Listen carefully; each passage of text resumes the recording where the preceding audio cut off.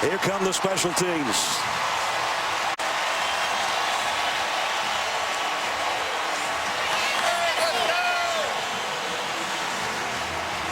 Greg Hugo will tee it up. Alex Ross and Deron Neal are back deep. Alex has had a great career on kick returns. The 82nd Capital One Orange Bowl set to begin.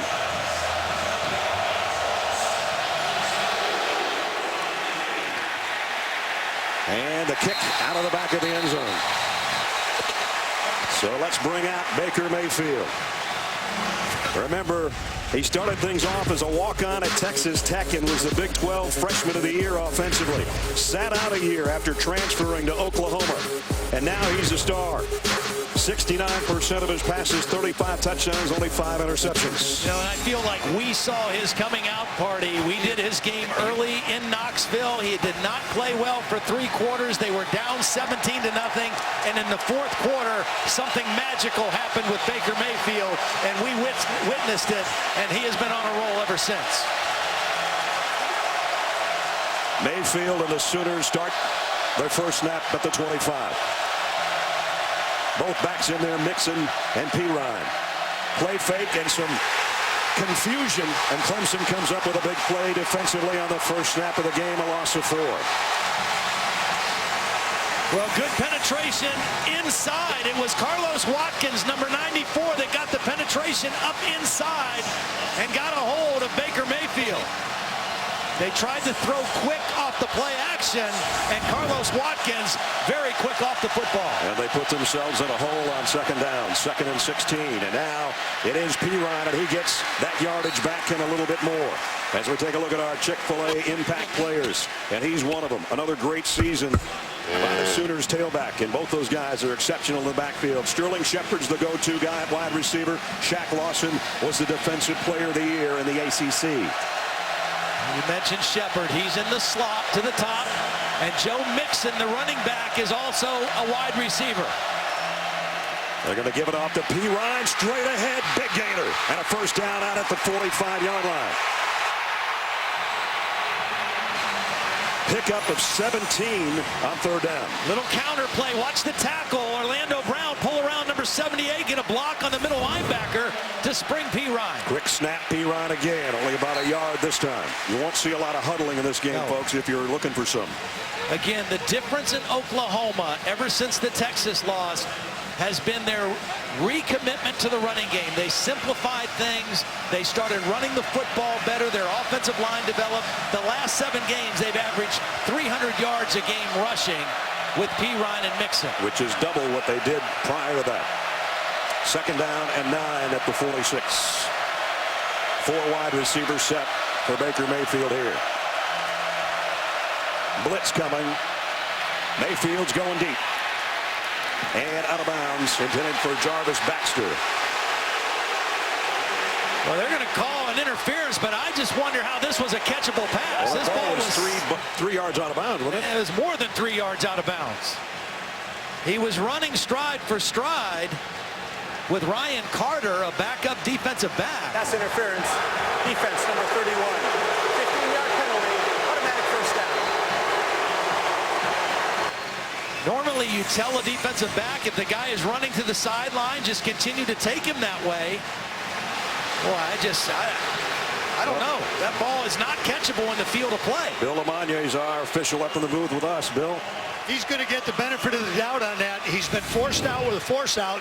That ball did land 3 yards out of bounds, but a player can jump pretty good. I go with the call.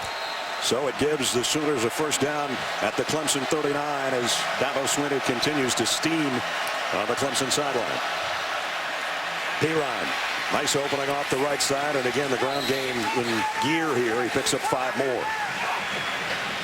This Oklahoma offensive line has just gotten better and better. They started the year with 2 young tackles. They had experience inside, but a redshirt freshman and Orlando Brown at left tackle and a true freshman of Samia at the right tackle. Mark Andrews in there. He's a matchup problem. And here's Baker Mayfield on a keeper. Ooh, and that might be a face mask. He's looking for one. Only a gain of 1. I guess not. E.J. Goodson made the tackle.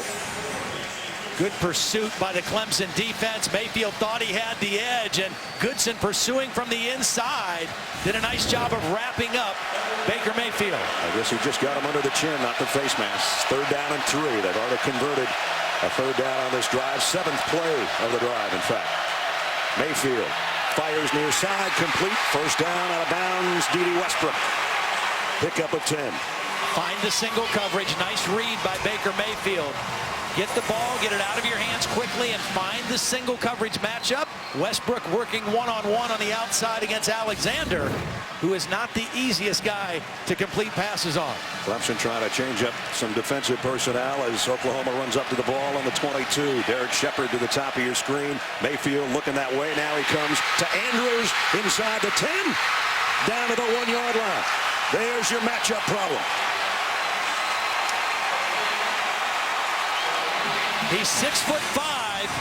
He lined up in an unbalanced line. It fooled the formation, fooled Clemson, and Andrews was able to slip out into the route undetected because of the unbalanced formation and use that size to get it down inside the 2-yard line. Sooners 1st and goal at the 1. Pirine behind Baker Mayfield.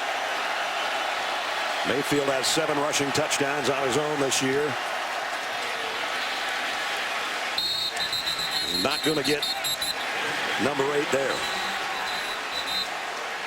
Christian Wilkins kind of on the bottom of that pile to make the stop at 2nd down and goal. And for the first time in about 3.5 minutes, the crowd can just breathe here as we have a stoppage in play with 2nd down upcoming. A lot of chirping going on down on the field. Both teams were at a luncheon yesterday that we were all at, and afterwards, as the teams were going to their buses, some exchange there as well. 2nd and goal inside the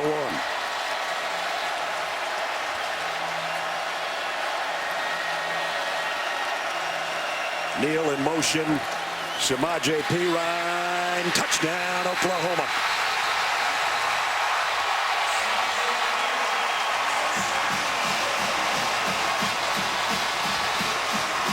What a way to open up the Orange Bowl, huh? 75-yard drive in 10 plays. Well, you saw the strength of Pirine on that run because both inside linebackers for Clemson, Goodson and Boulware, were there unblocked, and he ran right through both tackles. A man short on the extra point as Austin Seibert is in to try to make it 7-0.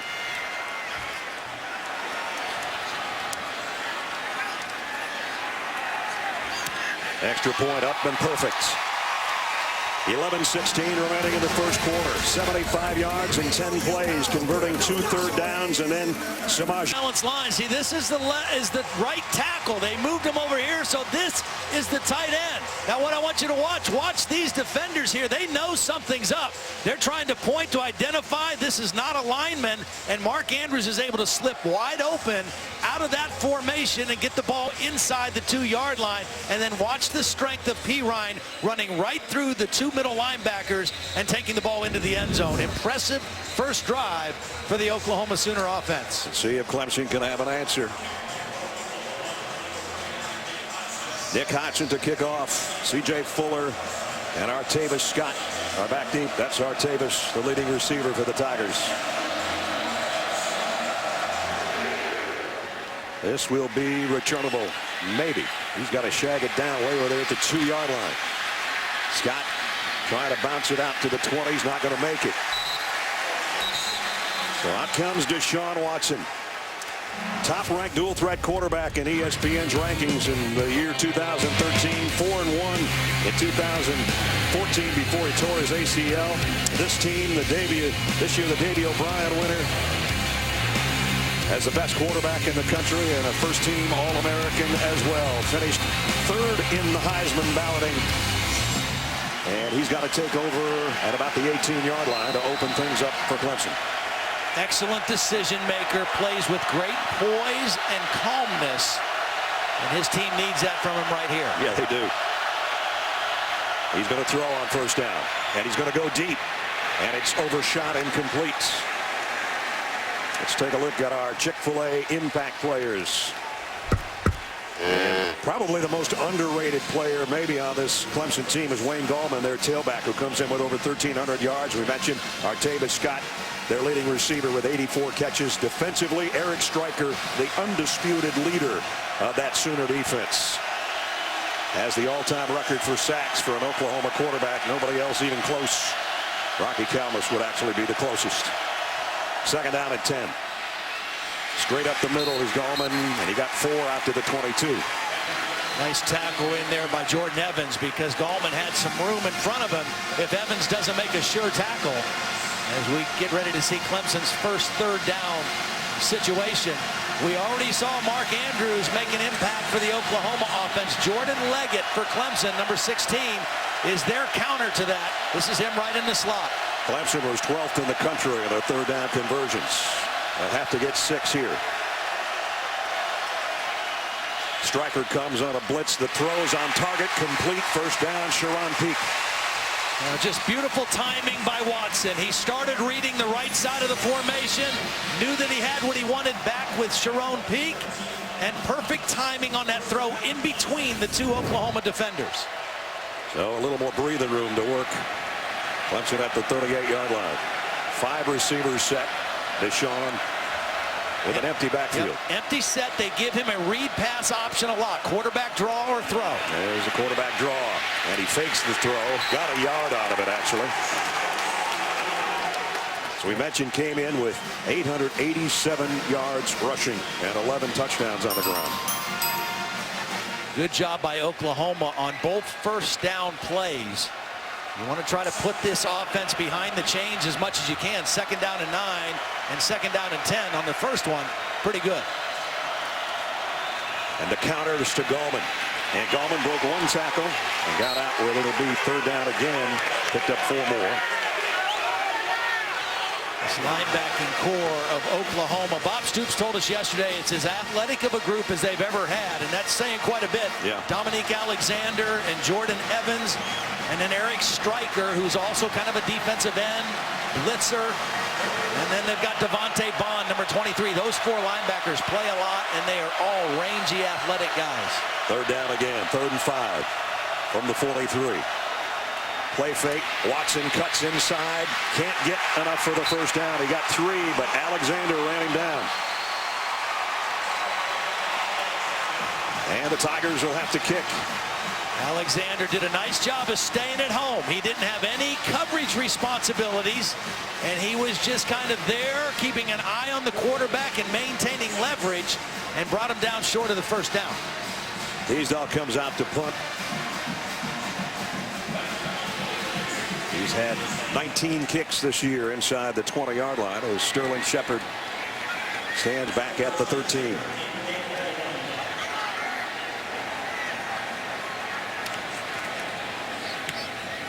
High spiral. And that'll be number 20 inside the 20. Oklahoma's going to take over at about the 17-yard line with a 7-point lead when we come back. So we send our condolences if you're having a bad weather day.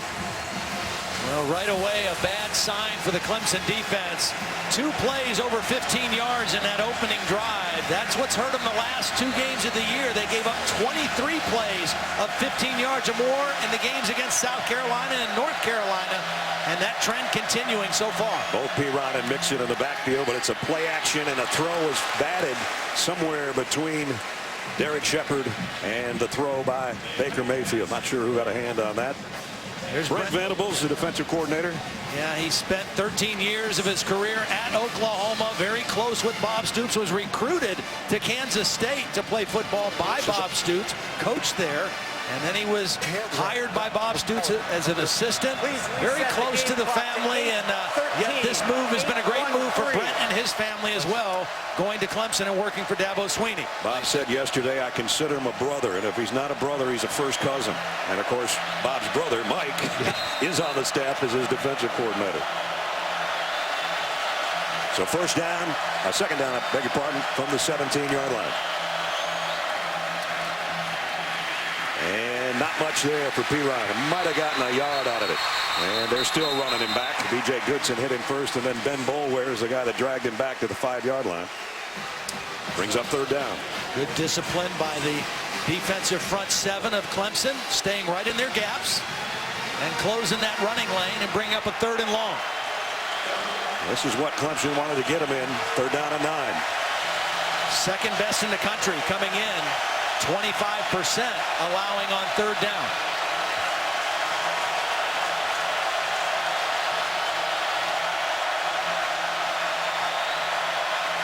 Only bringing 3 men. Mayfield steps up in the pocket. Here he goes doing his thing, but it might not be enough. Dropped back at the 3-yard line by Shaq Lawson. Well, Shaq Lawson got it, but Kevin Dodd forced him right into his buddy. This was a 3-man rush. Watch Kevin Dodd. He's going to force the action, and Shaq Lawson is going to benefit from it. Dodd is going to force him to leave the pocket. And when that happens, he's met by Shaq Lawson waiting for him. Good pressure by a 3-man rush. 2 defensive ends and the safety, Jaron Kearse. And a 14-yard loss pins Austin Seibert back with his back foot almost on the end line. It'll be a tough spot to kick out of.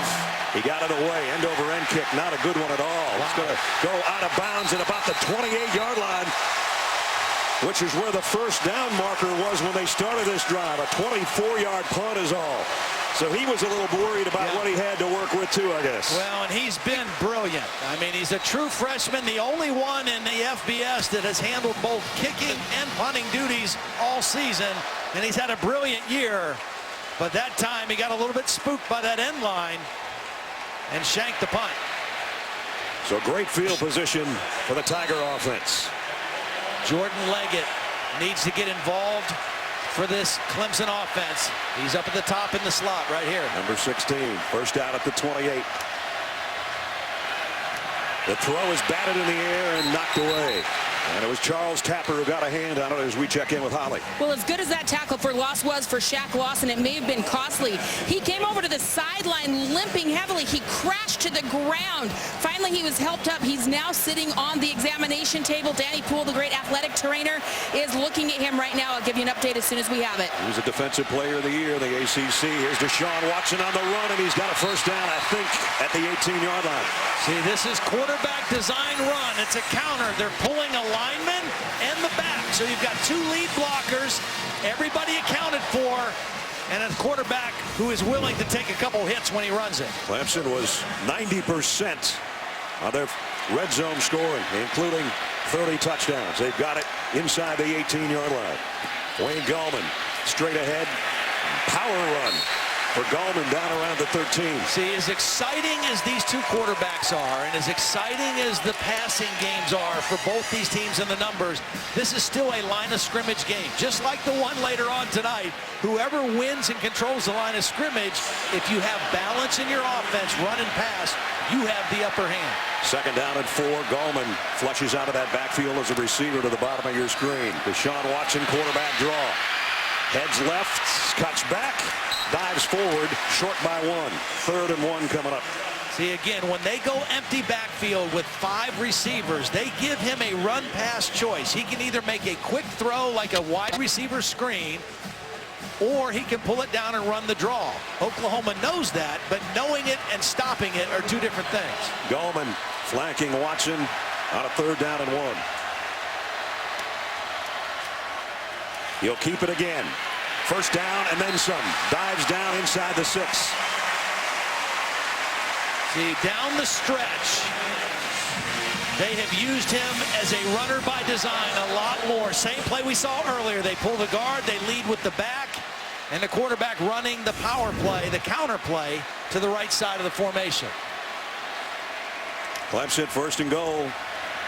Watson rolls to throw, fires low, incomplete, intended for Hunter Renfrow.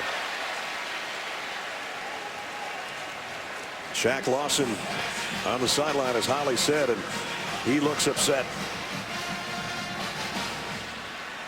It would be such a shame if his season ends on the 2nd series of the ball game. He's got an ice bag on his left knee. Meanwhile, his offense back on the field. He's the one that put him in this spot. Second down and goal at the 6-yard line. Leggett, the tight end that Todd's talking about, is in tight, and now Watson tells him to move. Watson, keeper, striker from behind. Loss of 3. Well, Gallman missed the block on Stryker, which is easy to do because of his quickness.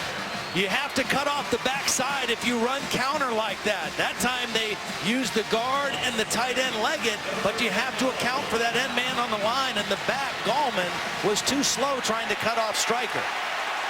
Third down and goal. Probably the biggest target out there, wide receiver-wise, is Sharon Peak. And he's up top.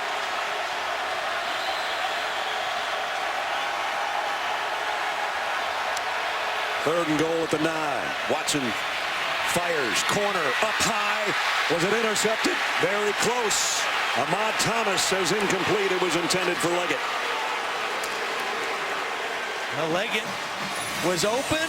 Ahmad Thomas, working against a bigger guy, did a nice job of coming through the receiver to the ball. Made a nice play on the football to knock it away. Ahmad Thomas, one of 4 Florida natives from Miami. Needed a lot of tickets for this game. Yep.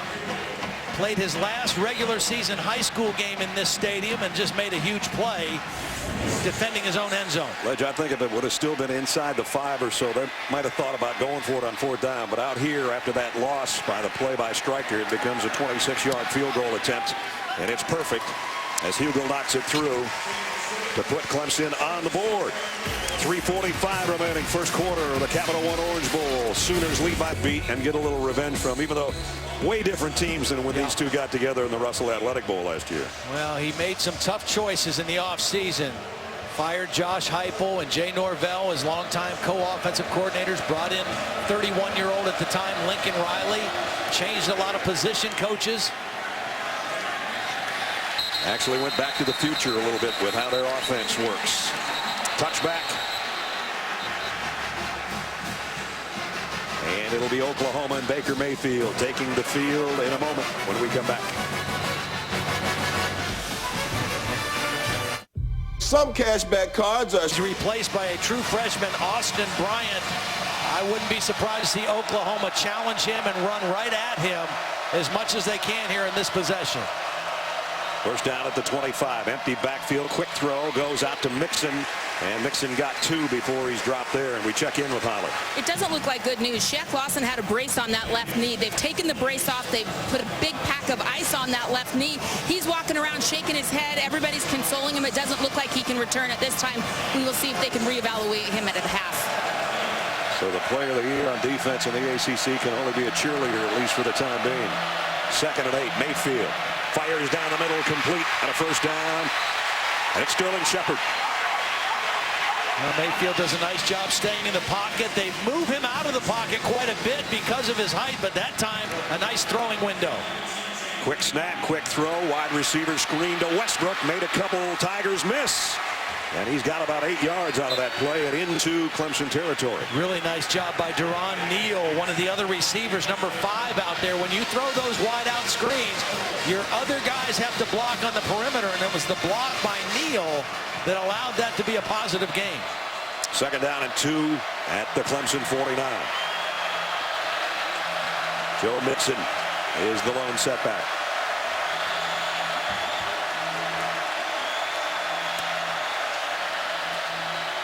Mayfield thought about going deep. Now he'll think about getting the first down. And he got it with plenty to spare. Pick up a 7 on the scramble. Well, again, you're talking about taking a guy out of the lineup in Lawson, who is one of the premier pass rushers. Here's his replacement right there. Gets picked up on the inside stunt by the center, Darlington. And a nice decision by Baker Mayfield to run for the first down. First down at the 42. Lawson becoming a coach on the Clemson sideline right now for his understudy. Both Mixon and Pirine in the backfield with Mayfield on first down. Gives it to Pirine.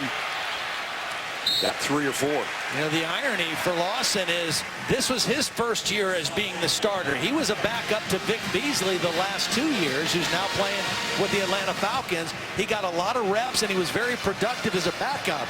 And this year, as a first-time starter, 22.5 tackles for loss and 9.5 sacks to pace the ACC.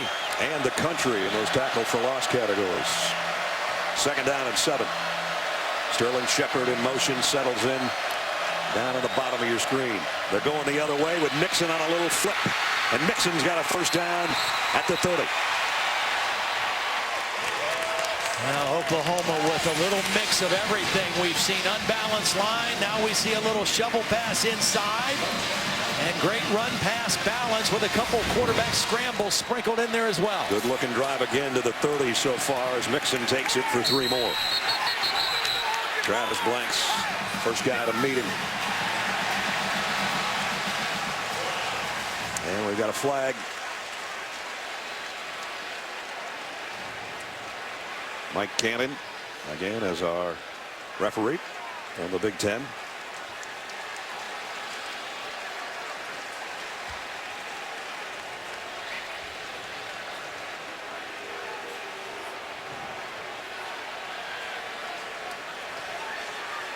And they're talking down and distance here on what it's going to be. Here's a call.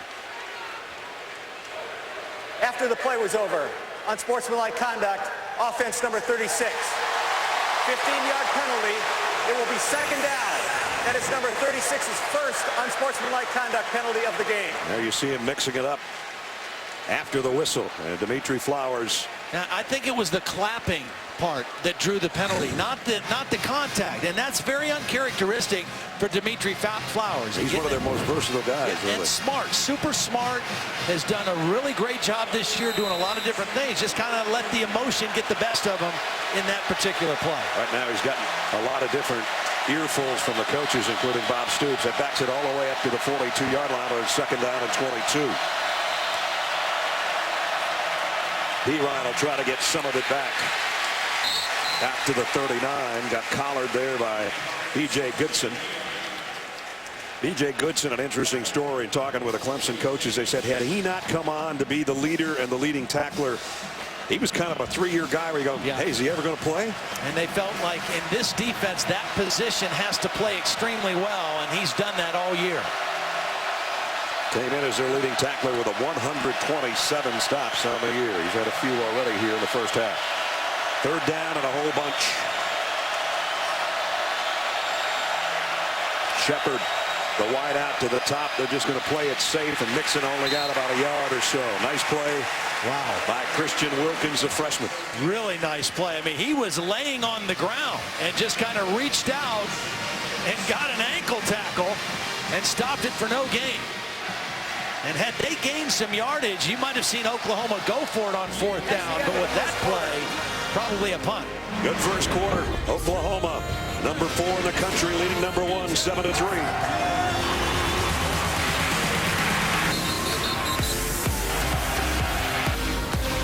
Florida.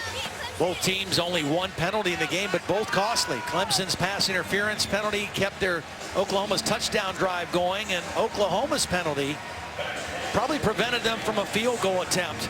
The penalty on Flowers. Pretty sure there won't be a return here of this Oklahoma punt either, as Seibert's been so good at pinning teams deep. They always keep the inside the 20 stat. Bob Stoops said to us yesterday, I don't know how many he's got inside the 10, but he's got a bunch. Artavis Scott is the guy that waits back at the 10, and now flag flies in. Will be a delay of game as he wants a little more room to work. This might be declined as well, though. We'll see. Delay a game, kicking team. Penalties decline. Remains 4th down. It's a good chance for Seibert to erase that shank punt. Yeah. He doesn't need any more distance than he had on that shank. Just needs to drop it down in there softly. He would take that same distance perfectly right now, as long as it was just bouncing around and down by his special teams. And watched in practice, these guys here worked on running down there and catching it in the air.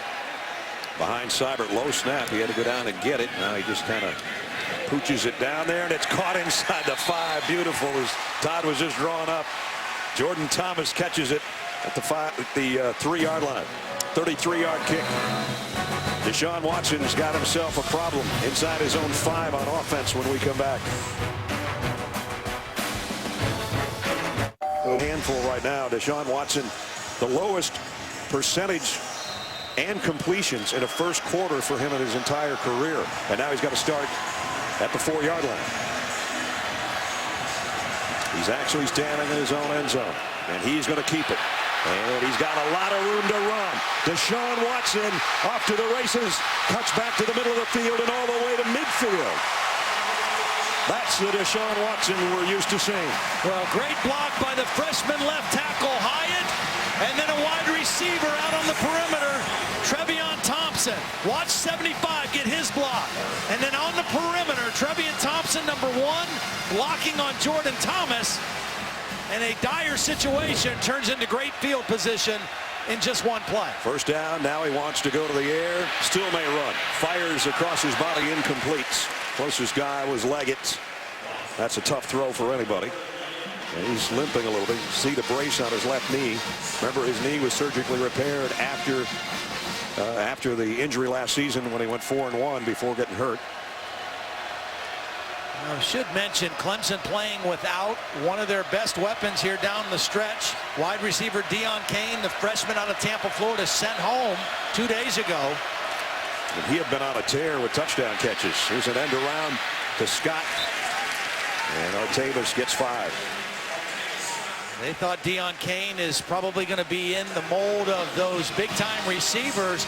He was kind of taking the place of Mike Williams, who they lost in the opener, who was their main receiver a year ago, expected to be their big downfield threat this year. A neck injury in the opener sidelined him. He'll be back next year, as will Deon Cain. Mike with a collision on the goalpost in that game to end his season.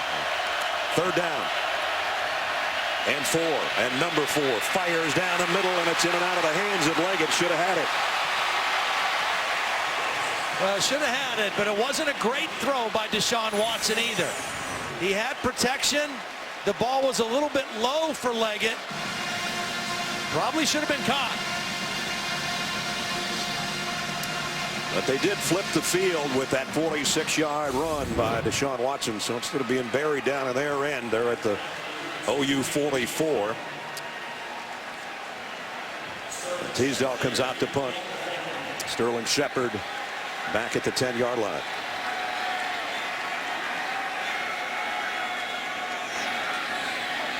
They act like they might fake it, and they are going to fake it, and the throw is complete. I thought he was going to kick it, but he got it to Christian Wilkins. 31 yards on 4th down.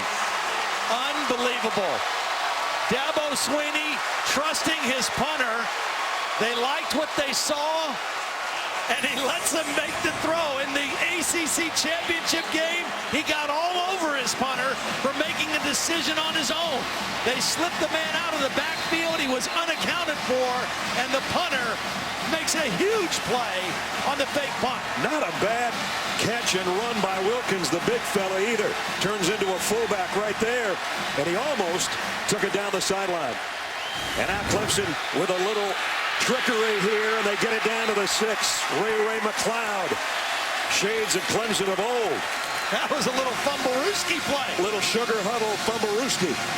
Back-to-back trick plays by Clemson.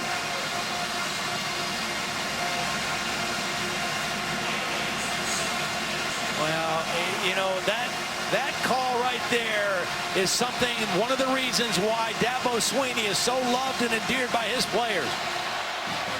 Love his willingness to take risk and believe in his guys. 2nd and 2 at the 5. Watson, quarterback draw. Deshaun Watson, touchdown, Clemson.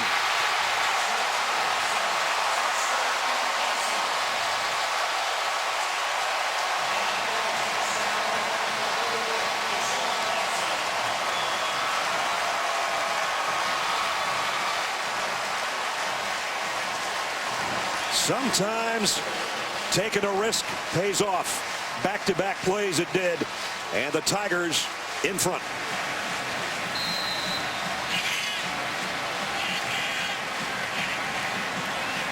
The difference between when you fake a punt on your own and when you do it when the coach calls. Big difference. Hugel's extra point is good. Well, first you got to have some guts. Bring your own guts. As Dabo would say, that took guts. 31 yards. Then Deshaun Watson says, I've done this before. I'll do it again. 96-yard drive in 7 plays. Top-ranked Clemson in front. With the very best paint. Ask Sherwin-Williams. Back in Miami Gardens, Florida, top-ranked Clemson now leads 10-7 after a 96-yard drive in 7 plays, and 3 of them were pretty wacky. Hugel set to kick. Alex Ross and Deron Neal are back deep.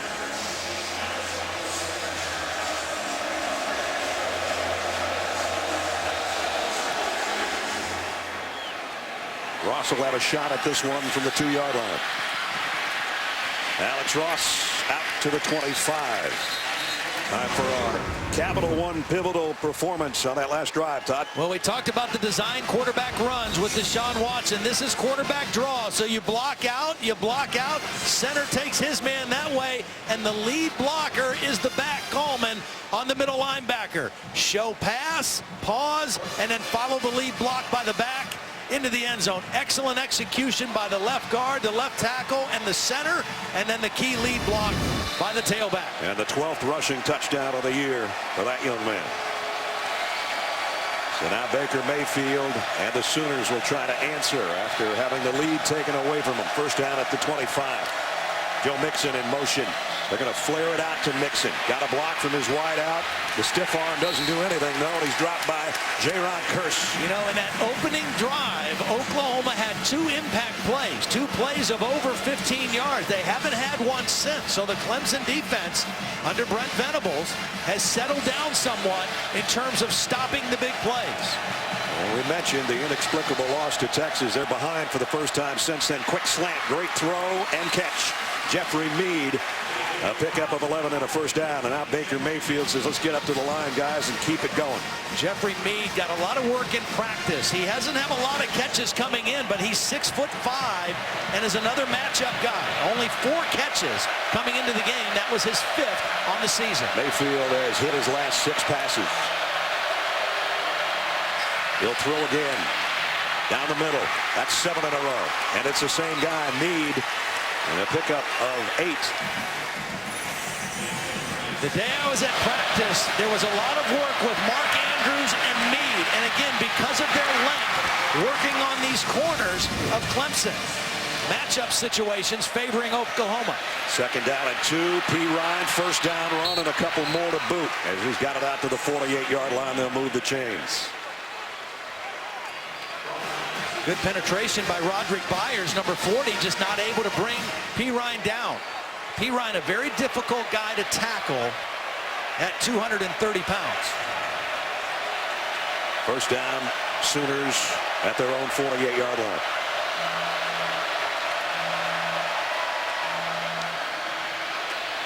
Mayfield keeps it, and he's going deep.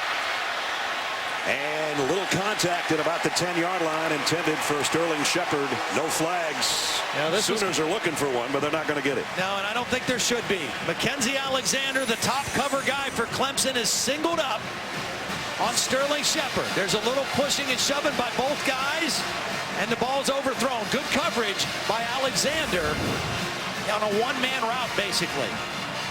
Mackenzie Alexander hasn't allowed a touchdown reception in the last 21 games. Didn't allow one there either. From Immokalee, Florida, about 13 or 14 Clemson players from the state of Florida. Second down and 10. Blitz coming off the corner. Play action. Pirine picks up the blitz, but Clemson's going to pick up the quarterback. Third sack of the game. Even without their all-ACC defensive linemen. You can't give him seams when you rush the passer. Watch the seams all get closed up as they go into the quarterback. You can't get wild and rush straight up the field and leave him seams to scramble. They did a nice job of closing all the gaps and then wrapping up the quarterback. Got a flag on the play. Big loss that would bring up 3rd down and 17, depending on what the penalty's about.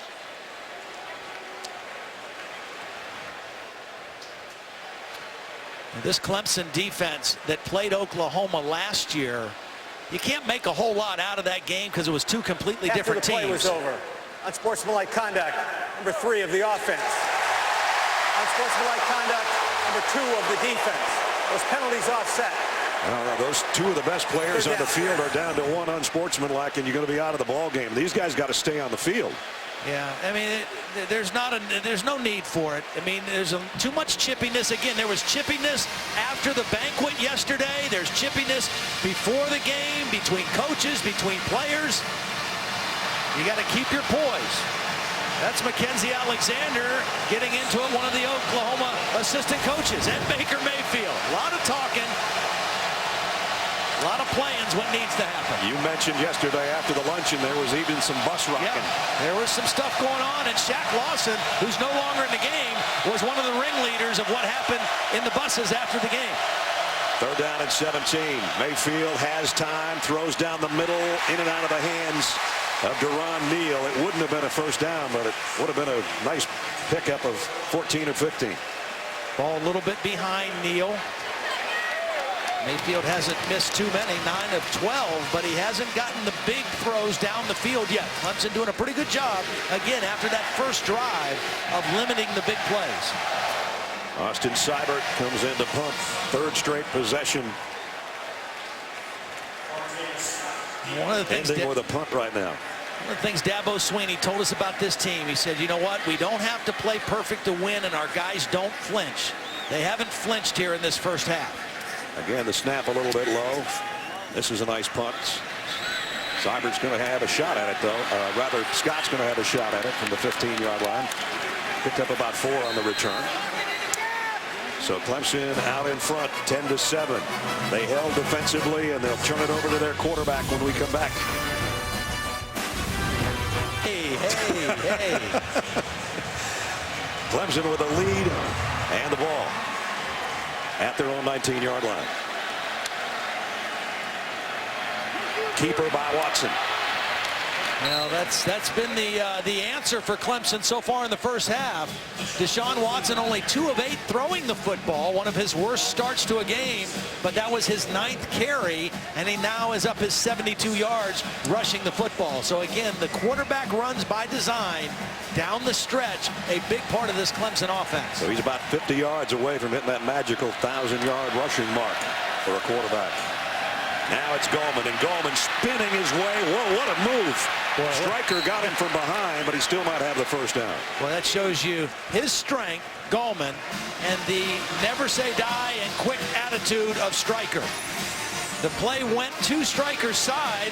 Here he comes on a blitz. He's not able to make the play, but he never gives up on it. Watch 19 chase it from the backside and ends up making the tackle and bringing up a 3rd and short. He's not the biggest guy in the world, but he is a football player. 3rd down and a yard. This is Watson all the way, and he's got the 1st, and look out if he gets loose. Out across the 40 to the 43. See, another 15 yards. The reason you run the quarterback so much is you gain an extra blocker. They give a lead blocker with Gallman, and he just takes out Sanchez. Watch Gallman lead and get the block on Sanchez. You get an extra blocker. Plus, if you're a defense trying to defend a quarterback that runs by design, you can't blitz as much. You have to be a little bit more conservative so you don't give up the big play. Just under 9 to play in the half. 1st down. Clemson throw complete. It's going to be another 1st down. Artavis Scott got away. Stryker gets way back there to make what might be a touchdown-saving tackle. Pick up at 20. Well, only the 2nd catch of the game for the leading receiver for Clemson, Artavis Scott. And you see what makes him special, his ability after the catch. He's very strong in his upper body. A poor tackle attempt by Jordan Thomas. And Artavis Scott adds about 10 more yards. Clemson on the move again. Quick throw out. Scott again. Tiptoes the sideline as we check in with Holly. It's pretty remarkable what we see Artavis Scott out here doing for Clemson. Number 3 had arthroscopic knee surgery to clean up some meniscus just on December 7th. Now you see him out here playing with no brace. He said, I don't want one. It slows me down. He looks pretty quick right now. 2nd team All-ACC performer, came in with 84 catches. Had one there. to bring up second down, and now it's first down again as Goldman spins inside the 20. Well, we're seeing some balance, some excellent play calling right now by the co-offensive coordinators, Tony Elliott and Jeff Scott from Clemson. Timeout for injured player. We've seen Watson run, and now Gallman getting heated up a little bit. Again, this balance and the fact that you have to defend the quarterback run makes it very difficult. There's Tony, the co-offensive coordinator, former Clemson player, former wide receiver for the Tigers. Of injured players, Jordan Evans on the play. He was kind of involved at the end of the play that Gallman landed on him. Tony Elliott and Jeff Scott took over for Chad Morris, who took the head job at SMU. They took over before the bowl game last year against Oklahoma, and they did well. Over 500 yards. They didn't have Deshaun Watson in that game. Their quarterback in that game was Cole Stout, the senior, but he was 26 of 36 for 319 yards. Interesting, both Baker Mayfield and Deshaun Watson were on the sidelines watching that night. And now they're the centerpieces in this one. First down, Clemson back in the red zone. Over 200 yards now in total offense. The poise, the calmness of Deshaun Watson has really been evident in this first half. Blitz coming. The throw is on target to the outside to Peak, and Peak gets 7 or 8 more. The threat of the quarterback run has put this Oklahoma defense back on their heels a little bit. This is a defense under Mike Stoops that likes to bring pressure. They like to attack, and they're out of attack mode right now because the quarterback run has really neutralized their aggressiveness. Second down and 2. Great situation to be in. They've had quite a few of these second down and short. Play fake. Watson in trouble. Down he goes. No, he's still on his feet. Deshaun Watson somehow got away from Tapper. It's amazing what these quarterbacks can do sometimes. Yeah, I mean, this looked like a sack for sure. The throw wasn't there on timing. Good inside rush by Tapper. And this is why you see an offense that has only given up 14 sacks coming into the game. And you know what? It's the first one they've given up. 207 passing attempts going back to the Florida State game. That's a long time between sacks. Here comes an end around and maybe a pass. Artavis Scott, ball up and tipped by Oklahoma cheerleader. About 10 yards out of bounds. Well, I'll tell you what, back-to-back plays by the Oklahoma defense right when they needed them. Stryker made that play. Tapper made the play before. Two of your leaders, two of your best players all season come up with back-to-back huge plays when your defense needs it. We're going to flag down. Intentional grounding. Offense number 3.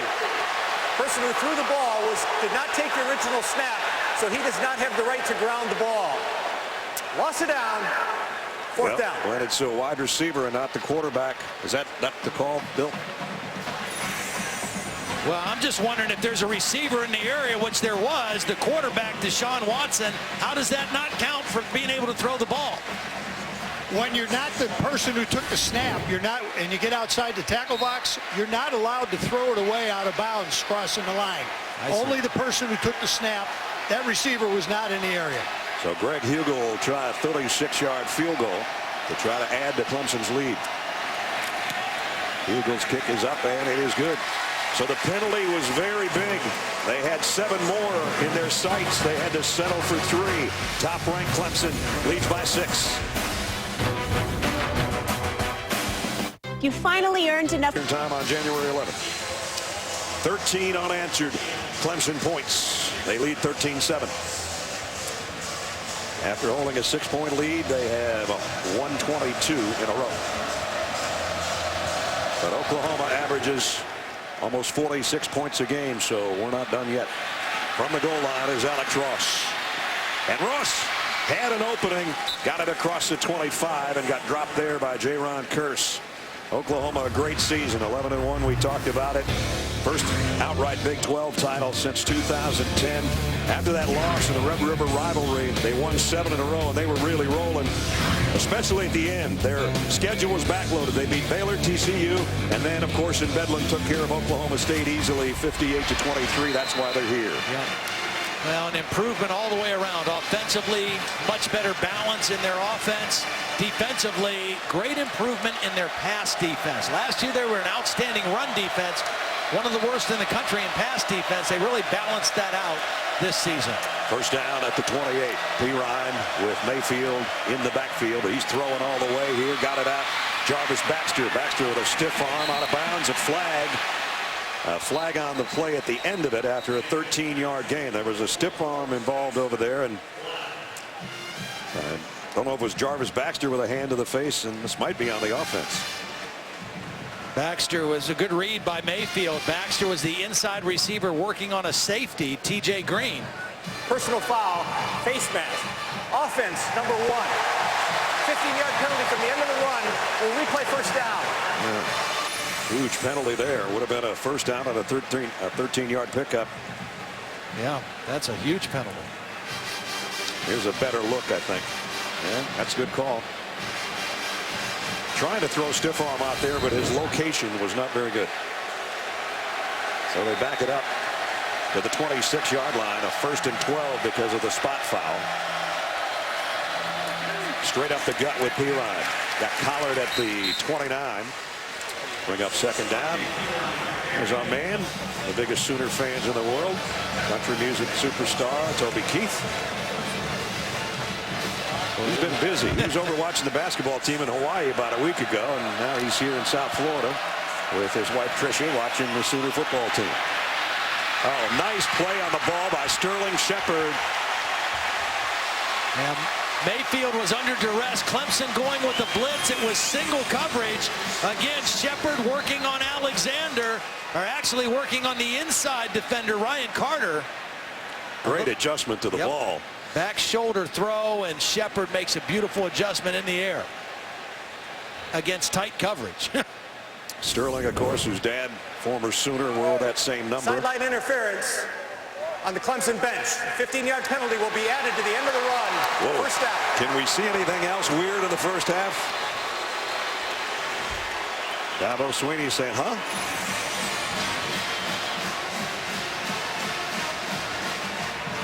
Well, I don't see anybody right there.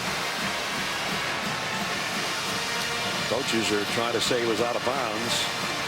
You know what, guys? Let's just let the guys play the game on the field. Oh, goodness. Wow. Let the guys play the game. Some big penalties, and now Oklahoma's at the 29-yard line. 3 wideouts to the top of the screen. Mayfield's going that way. Flips it out to Baxter. Baxter made one man miss. Puts his head down. Clemson will drop him inside the 25-yard line. Cordray Tankersley made the stop. Nice answer drive by Oklahoma right now. Mayfield directing traffic. Mayfield gonna lob it to the corner. Caught but out of bounds. Dropped it anyway. It was Deron Neal, and Ryan Carter was covering. You know, we mentioned Lincoln Riley, the new offensive coordinator. 32 years old, came from East Carolina, was a quarterback at Texas Tech, and worked under Mike Leach at Texas Tech. And Mike Leach was Bob Stoops' first offensive coordinator when he first took the job in Norman, and he kind of went back to his roots and said, let's go back to this air raid offense. We were successful. We were one of the first to do it. Let's start doing it again, and it has really paid off. Be interesting to see if this is 2-down territory for the Sooners. 3rd down at 3. And a whistle. They might have taken a timeout before the snap. They did. They want to make sure they've got the play that they want. Oklahoma. With 5:41 remaining, trying to regain the lead. Big 3rd down coming when we come back. The players, cheerleaders, early seat claimers, the road trippers, masked riders, passionate tailgaters, the whiteouts, blackouts, fans going all out, the hootin' and hollerin', foot stompin', halftime bands rockin'. Every team has a tradition that inspires superior performance, and for the last 60 years, we're proud. ESPN app. I'm sure Scott will have something, probably some funny hat on for, later on tonight.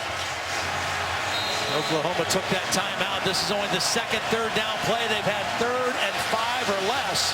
Very important play right now for the Sooner offense. Nixon back in there as a wide receiver and now comes in motion and sets up in the backfield on 3rd down and 4. Clemson trying to change up defensively as Mayfield asking for the ball. Baker Mayfield fires near sides. Got it. Inside the 5-yard line is Sterling Shepard. Boy, a lot of room for Sterling Shepard. He was the slot receiver, and the safety, Jaron Kearse, was way off in coverage. That was an easy read and throw for Baker Mayfield on 3rd down and under 5 yards. This is where Baker Mayfield's at his best, when he can create things on 1st and goal at the 4-yard line.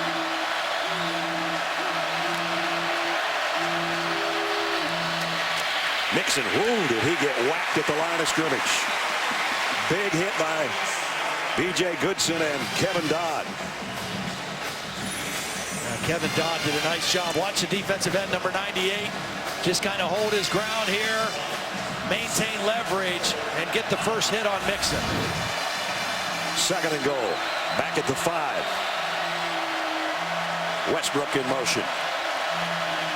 Mayfield changes his field, throws back the other way. Dangerous throw, broken up by Mackenzie Alexander. Boy, that could have been a big-time disaster. Yeah, that was one of those ones that was a very risky throw by Baker Mayfield. You have to maintain coverage when he starts to scramble. This is a long throw from the right hash all the way across the field against their best defender. And Baker Mayfield was very lucky that that didn't turn into a bad mistake. In the Tennessee games and the Baylor games, he improvised to get the touchdown when they needed. See if he does some of that here. Empty backfield. Mark Andrews is in as the unbalanced line again. 3rd and goal. Mayfield lofts it. Andrews had his hand on it, but it's broken up by Tankersley. 4th and goal. In the opening drive, they fooled Clemson's defense with that formation. 2nd time around, Clemson was not fooled.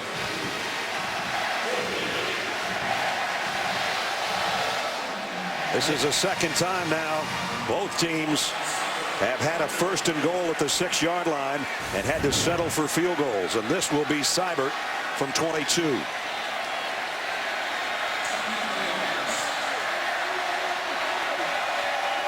They try to make it a 3-point game. They got close, but he got it up and good. And celebrating its 11th year, sponsoring the Good Hands Field Goal Nets, All-State makes contributions to participating universities' general scholarship funds. A lack of poise, some of them just kind of bizarre nature. You got to maintain your poise and overcome those things, and I think you've got 2 coaches in Bob Stoops and Dabo Swinney about as good as it gets in keeping teams' poise held together. Kickoff will not be returned, so it'll bring it out to the 25. So Clemson's got it back up by 3. They still got 4:41 to go, and all 3 of their timeouts. They won their first and only national championship, finishing a perfect 81 season in actually the 82 Orange Bowl.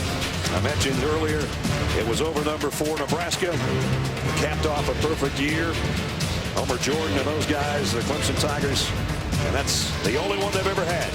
And now they are a half away if they maintain their lead for at least having a chance at another one against either Michigan State or Alabama. Here's Gallman. Gallman's been a tough runner today, and that's 4 more tough yards as we check in with Holly. Well, the 2nd leading tackler for this Sooner team, Jordan Evans, their linebacker, is likely done for the game. The doctors have just looked at his right pectoral, or kind of up under his right armpit area. They put ice on him, no pads. The good news, his backup, Frank Shannon, has played a lot. 3 starts this year, 36 tackles. He just made another one right there. Yeah, he did, Holly. I was going to say he was in on that stop. The guy Clemson needs to get going is Jordan Leggett, the tight end. They've targeted him 3 times, no catches so far. Down the middle. That one's caught by Artavis Scott. And it's a first down for the Tigers out at the 47-yard line. A pickup of 18. Nice little combination route. They did have Leggett going up the sideline on a wheel route, and Artavis Scott broke open on the inside route. And if you're Mike Stoops in that Oklahoma defense, you're saying we don't want to give him anything, but we definitely don't want to give him a touchdown here before halftime. Wayne Gallman close to 9 more. And keep in mind, Clemson won the toss and deferred, so they will get the ball to start the third quarter. So right now, Clemson trying to maintain momentum to go into the locker room and to come out of the locker room here in the Capital One Orange Bowl. I don't know how many times I've said second down and short for Clemson, but here's another one. Second down on the yard.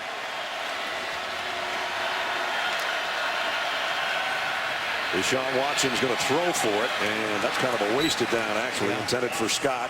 Incomplete. You know, we mentioned the absence of Deion Kane for the Clemson offense. We learned today somebody not playing for this Oklahoma defense, Charles Walker, one of their key defensive linemen, coming into the game, 10 tackles for loss and 6 sacks, out tonight with a concussion. And he's a real difference maker on their defensive front, so they're playing without him tonight as well as Jordan Evans now. This is Deshaun Watson all the way. Even keeps his hand on his blocker, and now down the sideline, out at the 26-yard line.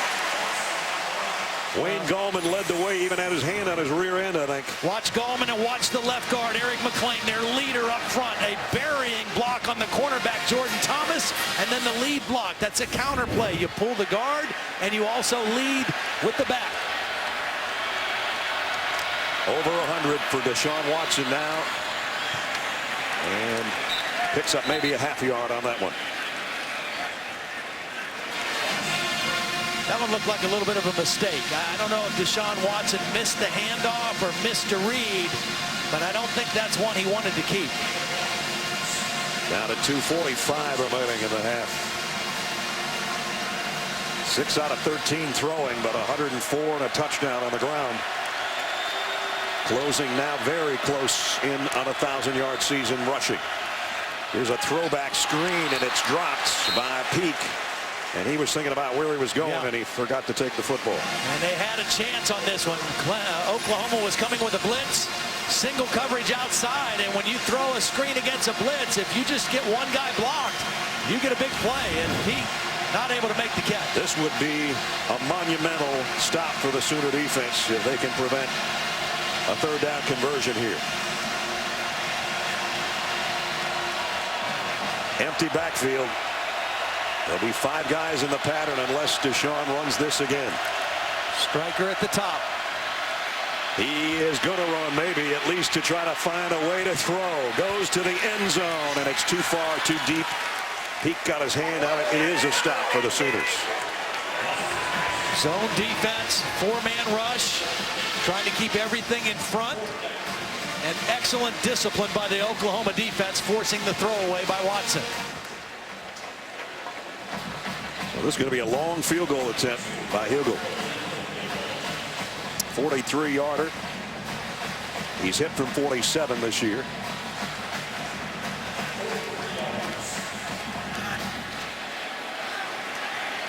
They try to tack 3 more on for Clemson. Hugel from 43 yards away. Kick out of the way. It's a beauty. Give it to him. Lead goes to 6 for the Clemson Tigers.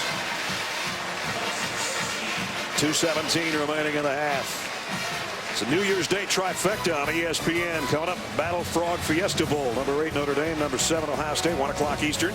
Tomorrow then at 5, number 6 Stanford, number 5 Iowa in the Rose Bowl game presented by Northwestern Mutual. And at 8:30, it's the All-State Sugar Bowl with number 16 Oklahoma State, number 12 Ole Miss. You don't want to miss the second on ESPN on New Year's Day.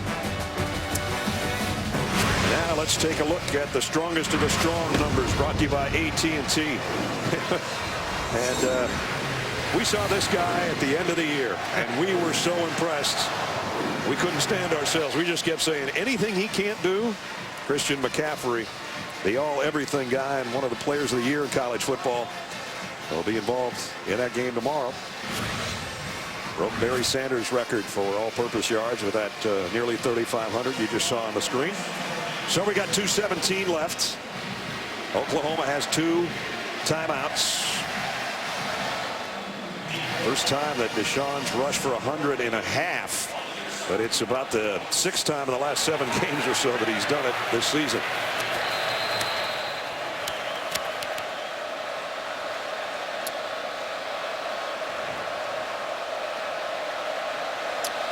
Eagles kick to the corner. Ross has to make the catch right in the corner at the goal line. It was an excellent kick as far as placement, and he still got out across the 20 with it.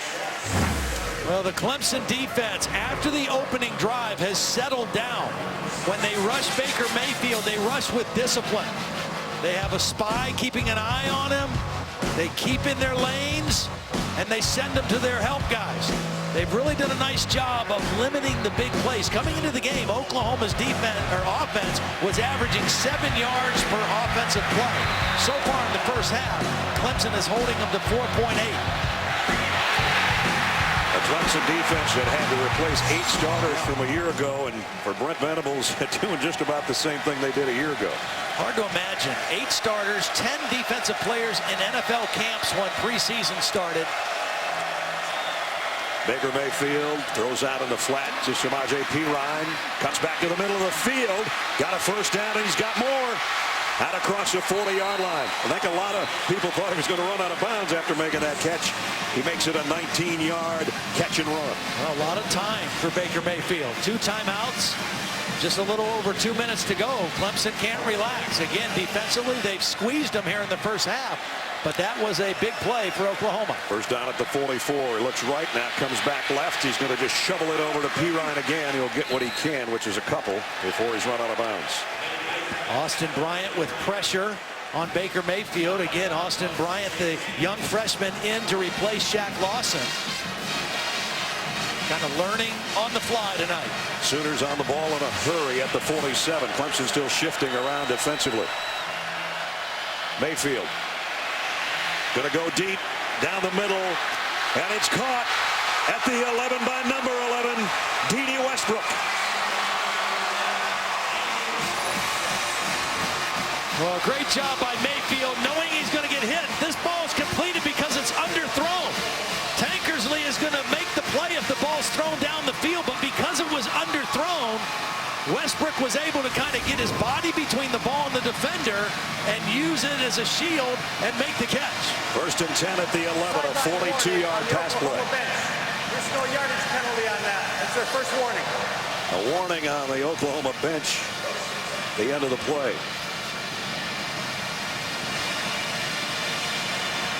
Charge timeout, Clemson. They're first. Bob Stoops is saying, I don't want one of you guys except me This will be a 30-second anywhere timeout. across the chalk. Yeah, they've already seen one penalty called for that. And that's what Dabo's saying. How is theirs a warning and ours a penalty? Good point. Stay tuned to ESPN right after the half for the Buick halftime report. Don't forget Sage Steele and Ryan Seacrest will be in Times Square. Capital One Beach Bash from last night. They had a huge turnout there. And a halftime breakdown by the guys. It's all coming up. Buick halftime report. Sooners are knocking on the door, trying to regain the lead here with 1:40 remaining in the half. It was interesting when we talked to Lincoln Riley about Baker Mayfield. One of the things he said is, we asked, do you worry about in a big game? Do you try to calm him down a little bit? He says, no, we found that the bigger the stage, the more fearless he is. This is a fearless quarterback, knowing he's going to get hit, an unblocked defensive end, but he knows he has a chance for a play down the field, and we've seen Baker Mayfield play that way all season long. Let's see what Lincoln Riley's dialed up. Mayfield's 3 for 3 on this drive from the 11. Mayfield throws it out in the flat to Andrews, puts the brakes on. Touchdown, Oklahoma.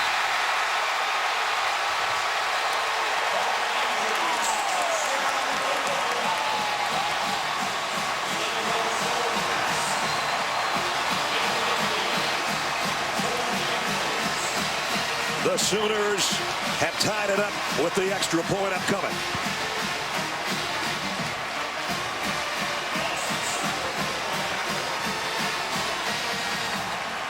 Austin Seibert for the point after, an all-important one at this point. Number 4 is back in front. Well, when you put a guy in motion, it's hard to double him, and it's hard to get press coverage on a guy. So they take Andrews, and they put him in motion. He's going to get picked up by an inside defender, but there's too much cushion.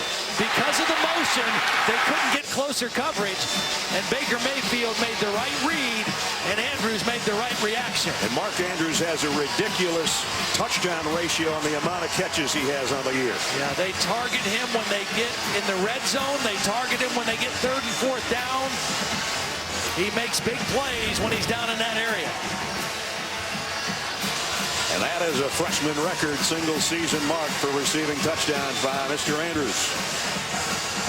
7th on the year, caps a 76-yard drive in just 43 seconds to get our second lead change and put OU back in front by 1.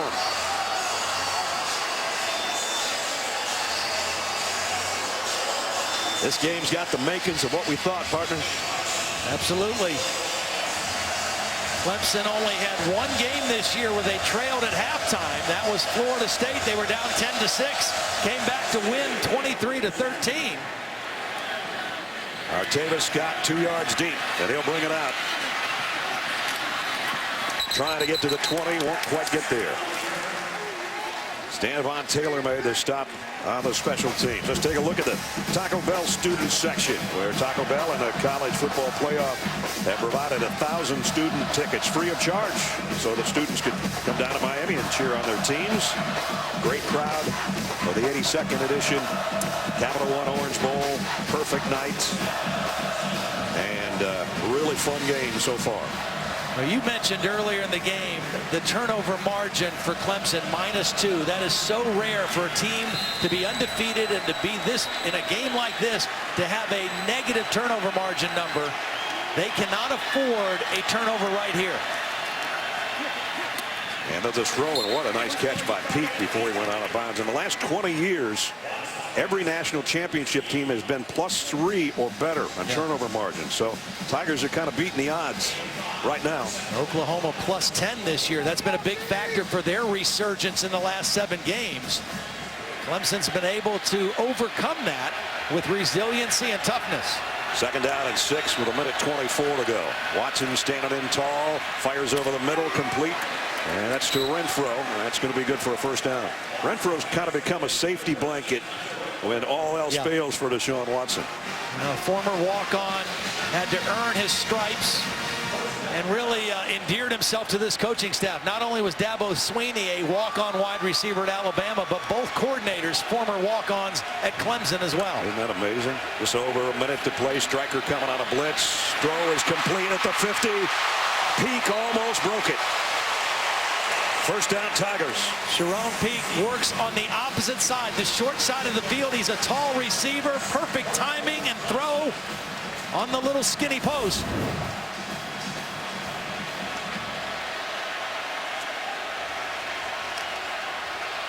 At the 44, Watson, and that one's intended for Sharon Peak, and it got tipped en route by somebody in the secondary.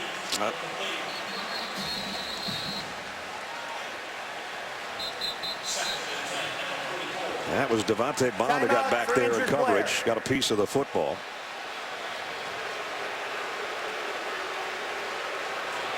So 17-16, 50 seconds to go. As you look in from the DirecTV blimp, our aero coverage brought to you by DirecTV. If you call yourself a sports fan, you got to get DirecTV. Well, Clemson with 2 timeouts, facing 2nd down and 10. Not in field goal range at this point, but enough time in those 2 timeouts opens up the whole field right here for Deshaun Watson. Even if they just got 3, the momentum would shift back to them going to the locker room. And they get the ball to come out. Right. 2nd down and 10. Watson, well, that one was a mix-up. They wanted to throw a screen out to Artavis Scott. He had a couple of blockers out in front, but it was nowhere near the intended receiver. And it's 3rd down and 10.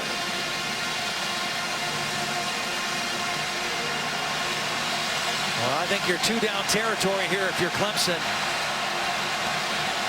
This is their longest 3rd down attempt of the night, believe it or not. 3rd down and the length of the sticks.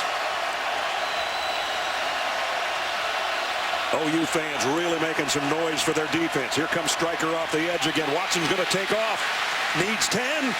Got 10 and a half. Wow. I'll tell you what. He makes a nice read and a decision, but watch Gallman pick up the blitz of Stryker right here. That's the one block Watson needed. Get rid of Stryker, and then he sees a crease to run to the opposite side for the first down. At the 32-yard line, a first down with 40 seconds left in quarter number 2.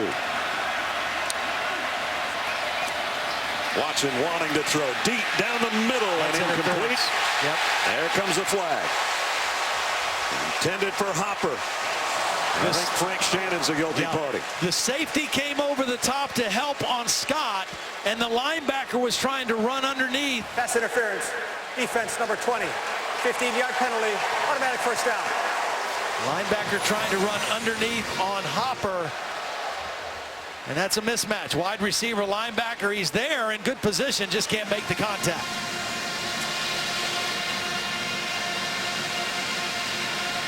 Again, Clemson still has 2 timeouts. Bob Stoops again saying the ball was not catchable. Now it sets up the Tiger offense at the 17-yard line. Back in the red zone again. 35 seconds to go. They've got 2 timeouts. Trying to regain the lead. Watson running all the way. He got drilled this time after a short game. Probably use a timeout right here. There's the first one. Oklahoma ready to defend the quarterback run on that play. Clemson. 28 seconds 30-second timeout. 30-second timeout. 1 left for them. And on New Year's Day, you can ring in the new year with more college football. Number 13 Northwestern and number 23 Tennessee in the Outback Bowl at noon on ESPN2 at 1 o'clock over on ABC. It's the Buffalo Wild Wings Citrus Bowl. Jim Harbaugh's 14th ranked Michigan club taking on number 19 Florida. Jim McElwain. Capital One Bowl Mania continues. Both games streaming live on Watch ESPN and the ESPN app. You know, we've seen the impact on the football game that Mark Andrews has made for Oklahoma. The big receiver, the matchup problem. We have not seen Jordan Leggett become a factor for this Clemson offense. This is the part of the field where that kind of a target, 6'5", 255 pounds, needs to be a factor for Deshaun Watson. They've targeted him 3 times, no receptions. They need him to step up and make a play. Came into the game with 34 as a second-team All-American. And now he is over 1,000 yards. Deshaun Watson, that is some kind of year. No wonder he was 3rd in the Heisman balloting. From the 15, pump fake. Buys himself some time and throws it away. Somebody almost made a catch there in the end zone. Again, good discipline by the Oklahoma defense. They know they have the end zone to help them on the deep routes. Zone drops. And then rushing the quarterback with discipline. Okay, here's the stop of the drive right now. If you're an Oklahoma fan, they're well aware. Try to gear up their fans down there in that corner of the end zone to make it difficult for Deshaun Watson. They took over, hit the Tigers at their own 19 with 1:34 left. This is the 9th play of the drive, but it's 3rd and 8. Wouldn't be surprised to see a run here. Might be Watson taking off on a run on his own. Again, he's getting pressured. Lobs it to the end zone, and it is intercepted by Zach Sanchez. That's the stop they were looking for.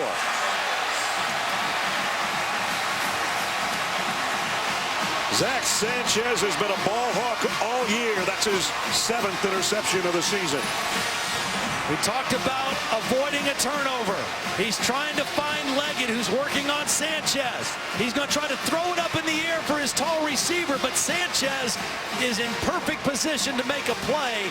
But in all honesty, that's a play Deshaun Watson should not have tried. They're in field goal range. They have a chance to seize momentum back and get the ball to start the 3rd quarter, a throw that he should not have made. They'll get the ball to start the 3rd quarter, but they won't be leading. Baker Mayfield's going to take a knee here to end the half. What a half it was. A lot of fireworks, a lot of strange plays, a lot of big plays. Number 1 and number 4 in a first half classic in the 82nd Capital One Orange Bowl. And the top-ranked team in the country trailing by one as Holly's talking to their head coach. Well, Coach, a good drive there. What will you say to your quarterback, Deshaun Watson, about what he should have done on that last play? Heck, he gave his guy a chance to make a play. Didn't work out. But biggest thing is I think that's 5 good drives in a row. We just got to come away with touchdowns in the red zone. We've had too many field goals, so we just got to get a little better in the red zone. Hey, guys playing good. It's a heck of a ball game, just like you thought it would be, and we got a whole another half to play. What gave you the courage? What factors did you consider about that fake punt in a crucial moment? I just thought we needed to play, and felt like it would be there, and it was a good momentum play for us. And like I said, it's a game of a few plays. That was a big one for us, but we just got to get a little better. And really disappointed in that last touchdown drive. They scored in a minute. Really poor job, playing the ball in the air right there. But hey, they're a good team. They making plays. We made plays. It's going to be a great second half. Thanks, Coach. Okay. With that Sanchez interception, only the second red zone turnover suffered by Clemson all year, and it cost some points. They trail at the break by 1. Touchdown, Oklahoma. And we welcome you back to the Capital One Orange Bowl. Just about set to start the third quarter. The top-ranked Clemson trailing the number 4 team in the semifinal playoff, 17-16 our score. Welcome back, everybody. Brad Nessler along with Todd Blackledge. Clemson, number 1 team. Deshaun Watson, great on the ground, but when they got down in the red zone, Todd, they had opportunities. They ended up with a touchdown, 2 field goals, and then that turnover at the end of the half. Yeah, that was critical. And credit Oklahoma's defense for stiffening up and getting the right play when they needed to. The one thing that concerns me looking at the stats from an Oklahoma standpoint, only 31 yards rushing in that first half on 20 carries. I would expect to see Oklahoma try to get some more balance. Clemson the better balance offensively in that first half. Mayfield connected 17 times to 7 different receivers, so seesawed back and forth. Moments ago, Holly talked to Bob Stoops. Well, Coach, this has been a very exciting game back and forth, but some big plays you've given up to their running quarterback. How do you fix that in the second half? Yeah, we've gotten out of position. The plays we've practiced for 2 weeks, you got to stay in position, and that and tackling. How do you get a little bit more rhythm in your offense? You finally found some on that last drive. How do you continue that? Yeah, hopefully we could get a little more run game to go with the ability to throw. That'll help. Thanks, Coach. All right, thanks. So while Clemson ended the second quarter with an end zone interception, at least with the last 13 seconds with that end zone interception, they do get the ball to start the third quarter, so they're going to have another opportunity right here to try to regain momentum and regain the lead. Hodgson to kick. Fuller and Artavis Scott are back inside the 5. Second half. A half to go to see who's going to have an opportunity to play for the national championship. And Clemson will take a knee. Will bring it out to the 25, and Deshaun Watson will take over. Again, he went over the 1,000-yard mark rushing in the first half. But as a passer, 9 of 22, and he missed on 7 of his last 10 passes in that first half. Well, I think what Oklahoma did to him a lot was flush him out of the pocket. A lot of zone coverage, not leaving their coverage areas and forcing him to throw the ball away. Wayne Gallman with him in the backfield. And he'll get the carry. And this is what he did in the first half with a lot of success. First down on the first touch. Pickup of 11. This Clemson offense, compared to a year ago, they were a better defensive team a year ago, but they're better offensively, not just because of Watson, but because of their ability to run the football. And that's part Gallman, and it's part the offensive line that has really come together. That started the year, none of these guys up front were returning starters. Including a true freshman left tackle who is where Gallman's running behind right now. Out to the 41-yard line. Great balance coming into the game. Clemson had scored 30 touchdowns in the air, 30 touchdowns on the ground, and in the top 25 in both of those categories as far as the country. Gallman got 5 more, second down and 5. He's had a good opening third quarter. Watson all day to throw. Now the pressure comes, and he gets it out to a safety valve, and it's Leggett finally getting the catch and close to a first down. I think he's got it. Matthew Romar was the guy put some heat on number 4. It's only a 3-man rush going against 6 blockers, but Romar able to get in there and force Watson out, and Watson dumps it down to a safety valve. out to the 46 with a first down. Gallman inside. And again, he keeps the legs driving. He gets to midfield and a little bit more. I mean, you know, and the coaches told us they described him, Dabo Swinney described him as a workhorse, a real grinder. That's what that run is. That's a picture of a grinder right there. A guy who runs stronger than maybe he looks. And when we talk to the Oklahoma coaches, Mike Stoops says, I think he's the most underrated player on their team. There's his numbers right now. And it's Artavis Scott picking up another first down near the 40-yard line. By the way, Gallman, with the runs he's had in the first half, passed Raymond Priester as the single-season rushing leader in Clemson history. They've had a lot of good backs at Clemson. Well, the other thing we're seeing Gallman do is pick up blitzes and pass protection, and that play on the reverse got a great block on the middle linebacker, Dominique Alexander. He's going to get a breather, and Zach Brooks is in a tailback. First down at the 39. Play fake, quick throw out in the flat. Ray McLeod. Nice open field tackle. A really nice play by Stephen Parker. Last time we saw Oklahoma, Stephen Parker made the game-saving play on a two-point attempt by TCU. Just jumped straight up and got his hands on the football. That's a tough play, making a tackle like that in space on a quick wide receiver. 2nd and 8. Here's an option. We haven't seen much of that. The late pitch, and it's a first down, and it's a bunch more. Collision time at about the 17-yard line. Brooks and Ahmad Thomas. What a nice change of pace by Tony Elliott, calling the option. Oklahoma has to stop the quarterback run. Devontae Bond takes the quarterback, but they're not disciplined on the pitch. And a little different wrinkle with the quarterback run gets Clemson a first down. And Ahmad Thomas got a mouthful of Brooks. And Ray McLeod for the second time on this drive with a completion to pick up a 4. We've seen Clemson marching right down the field. We've seen quarterback draw. We've seen zone read. We've seen quarterback counter, and we've seen quarterback power. And that time we saw a lead option. Here they are in the red zone again, but like I said, a couple of field goals, a touchdown, and a turnover for their efforts, including those numbers passing the football down here for Deshaun. And with that, they keep it on the ground. They got it to the 15, and that's it. Nice play by Dominique Alexander, the junior out of Tulsa. Yeah, nice job by the guy in front of him, too. The defensive nose tackle absorbed 2 blockers, and that enabled the middle linebacker to scrape right into the hole and make a tackle without pressure. Well, a beautiful opening drive by Clemson. Can they continue? 3rd down and 5. We'll find out. They need to get to the 10-yard line. That's Leggett in motion. Watson got it inside the 10 to Renfro. It's 1st and goal. Tigers at the 4.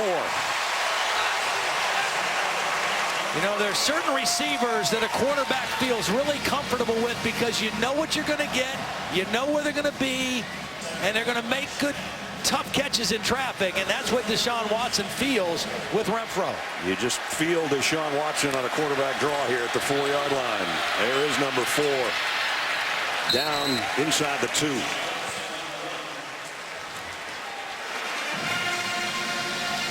You talk about an almost perfect 3 minutes and 50 seconds to open the 3rd quarter.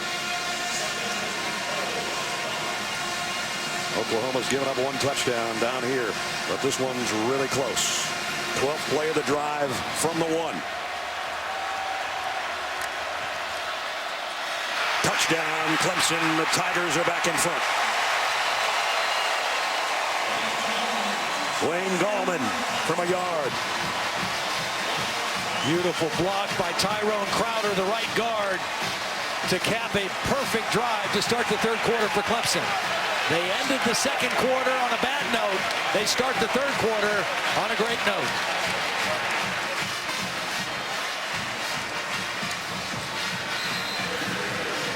Tell you what, the fact that Deshaun Watson ran the ball so much in the first half, Gallman looks fast and fresh.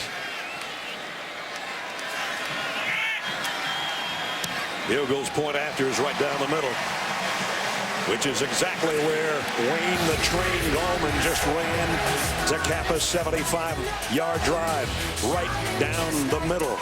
Top-ranked Clemson's got the lead back.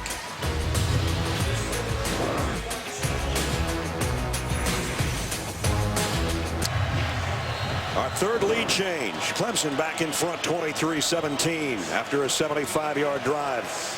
And Watson had about half of that. Hugel to kick off.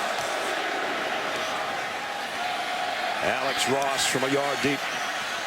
Hasn't had a big one yet tonight, but he's had some solid ones out across the 20 again, near the 22-yard line. We check in with Holly. Well, Clemson comes out and marches right down the field on this Oklahoma defense that's typically so stout. They did a good job preparing for this heat, trying to practice for 3 weeks in their indoor facility with the heat up high, but it's about 80 degrees down here on the field. It is hot and muggy, and now without some of their key depth, Charles Walker, who's out, a defensive tackle with a concussion, Jordan Evans, their middle linebacker, who is also out with an injury.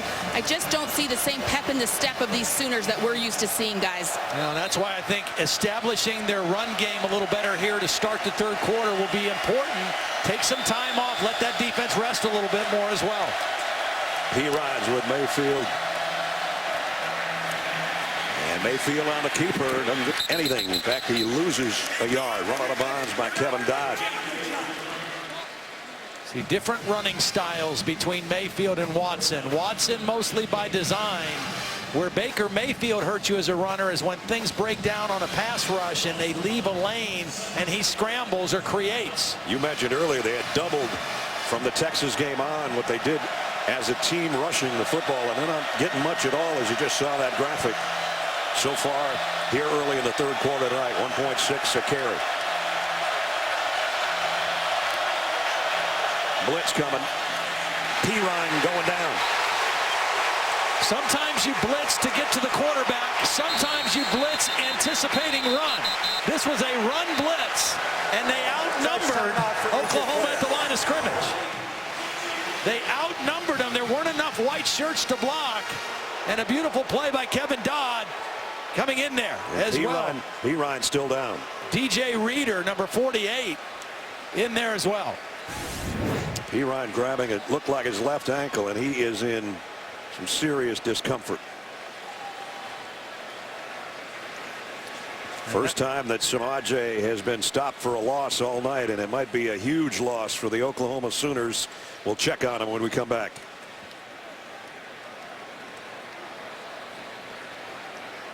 Why do some cats... Oklahoma running back Samaje Pirine, their 1,000-yard rusher, has been helped off the sideline. He could put no weight at all on that left ankle. So that will mean it's Joe Mixon time. But, guys, Joe Mixon was a little bit limited in that first half. He has come out of the locker room at the halftime with a heavily taped right leg. He was limping in several series in that first half. I asked Coach Dukes at the half, hey, is Mixon okay? And he said, yes. We will find out right now. Well, it wasn't necessarily the tackle. It was the 325 pounds of DJ Reader that landed on the outside of that left ankle of Pirine. So it's Joe's turn in the backfield, as Holly said, on 3rd and 14. Play action. Mayfield's in trouble, and down he goes. And it's the same guy that started the play before, Dodd with a sack, the 4th of the night. Well, he beat the guard, Kasitati, and then the back couldn't help. Mixon in for his first play, not able to get enough and take enough steam out of Dodd, and Dodd making up for the absence of his partner, Shaq Lawson, with a huge sack on 3rd down. 3rd straight negative play. And it sets Oklahoma back to where Seibert's got a kick from his own end zone, and this should give Artavis Scott maybe a chance at a return, or at least good field position. Well, kicks a mile high. Scott's going to fair catch it. Great kick. Yeah, it was a beauty. Low snap, too. He fielded a low snap in his own end zone and kicked a boomer. Still pretty good field position for Clemson with a 6-point lead when we come back. The future. Some great shots from earlier this afternoon when we kicked off shortly after 4, and now as night time has set in Miami Gardens, our aerial coverage even prettier. Brought to you by DirecTV. If you call yourself a sports fan, you got to get DirecTV. Deshaun Watson and the Clemson offense with a lead and the ball at their own 39.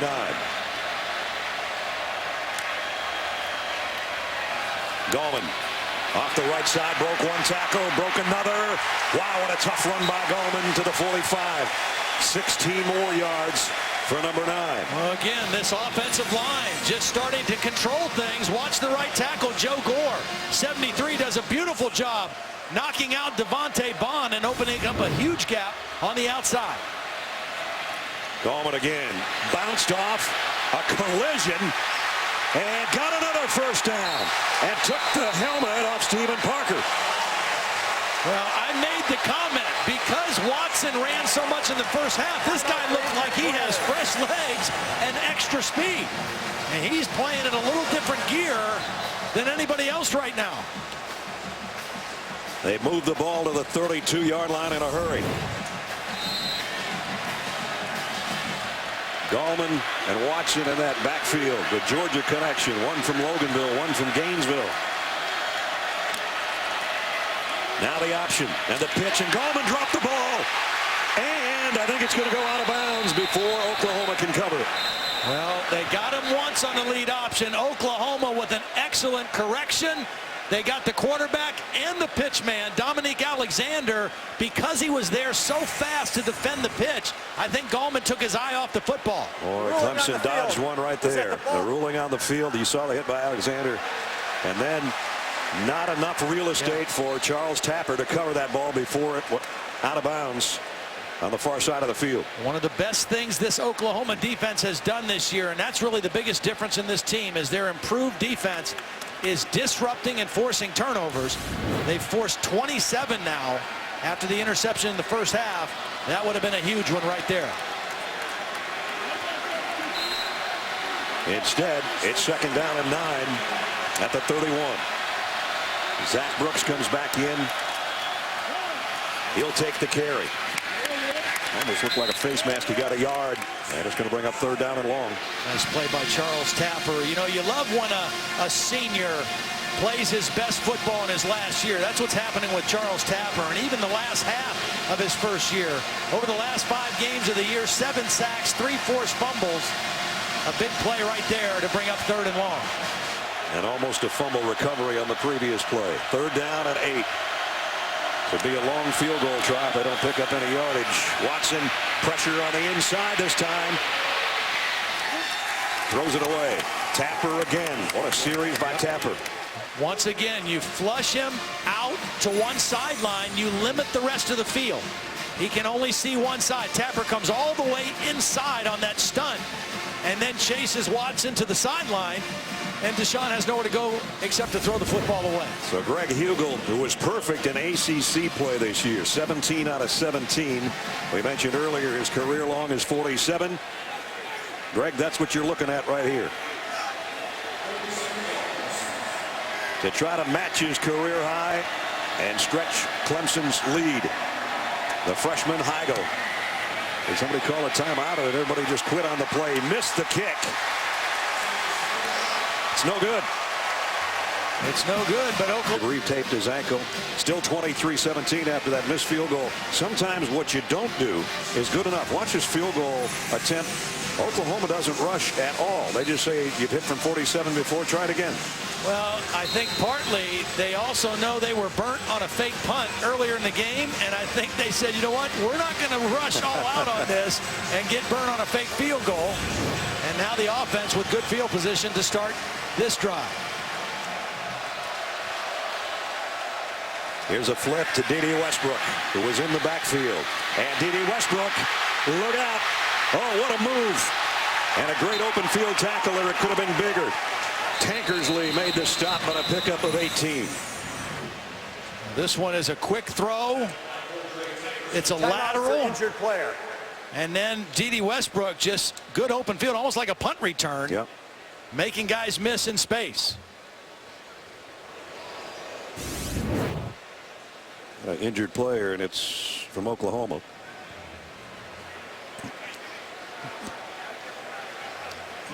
It's either Mixon or Meade, I think. I think it's Mixon. I see a 2 on the jersey.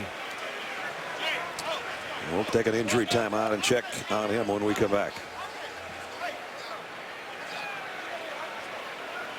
The flu virus hits big, with aches, chills, and fever. Play by D.D. Westbrook. At the end of the play, ran into Richard Yergin, both head on right there, and then landed on in the same spot, basically. Normally the guy who makes that peel back block has the advantage because the other guy doesn't see him, but you're going to a bigger athlete coming full speed, and Joe Mixon took the worst of it. And Baker Mayfield going, oh boy, we're running out of running backs, and this might become a passing game for me right now, not to mention everybody in the stadium concerned about the redshirt freshman out of Oakley, California. And Samaje Perine, they're trying to work on that left leg and that left ankle. Remember, he went out earlier injured, and those are the top two backs for the Sooners as we check in with Holly. Well, guys, they have examined thoroughly that left ankle of Samaje Perine, and he's heavily taped. They put some extra padding around that that's extra sturdy. Then they let him try it out on the sideline. I saw them asking him to stand up on his tippy toes, put some weight on it. He kept grimacing at every point. But when he saw that Joe Mixon was down and is continuing to be down, he grabbed his helmet and ran out onto the field. He's asked his strength and conditioning coach, Jerry Schmidt, to stretch him out right now and get ready to play. He is going to try. I'm just glad to see Joe Mixon up and walking off under his own power. Whether we'll see him anymore tonight or not, yet to be seen. That would mean that Alex Ross might have to carry some more of the load, or maybe Dimitri Flowers, the fullback. It's Ross right now that's in the huddle.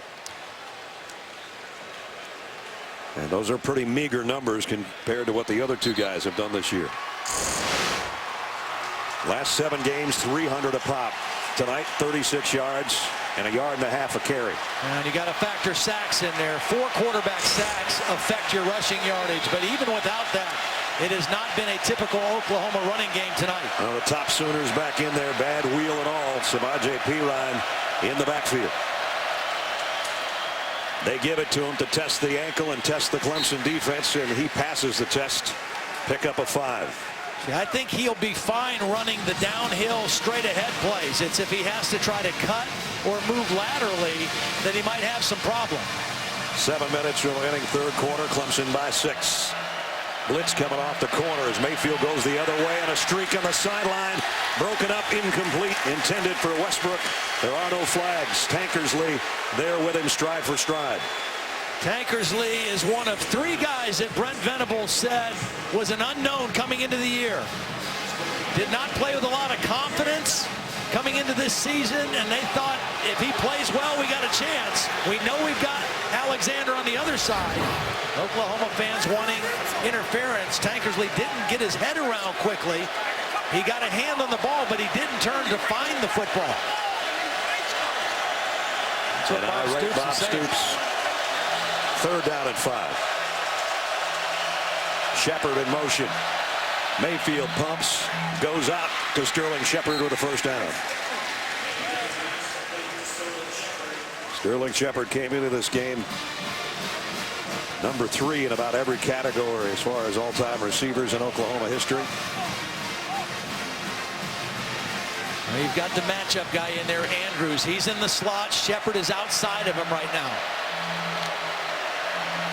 Mayfield on first down comes back to the near side to Shepard again, and this time it's incomplete. Covered over there by Mackenzie Alexander. Forget the Goodyear Cotton Bowl follows us. Number 3 Michigan State, I beg your pardon, and number 2 Alabama. Right here, number 1's leading number 4, but it's by only 6.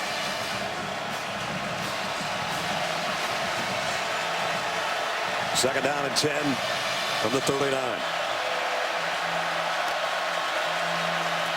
Fakes it to Perine, quickly throws to Shepard, kept his balance. He's short of the first down, but he did pick up 7.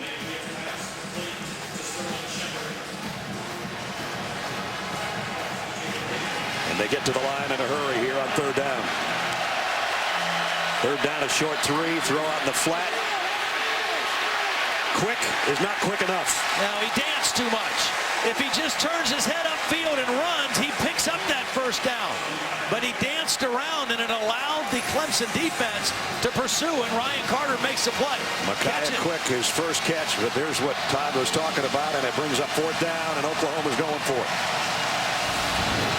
Again, Perine, I think, is okay running straight ahead. He's got Dimitri Flowers in front of him. Play of the game so far, 4th and 1. Changing it at the line, Lincoln Riley. And the direct snap to Perine. He runs into a wall and and he doesn't make it.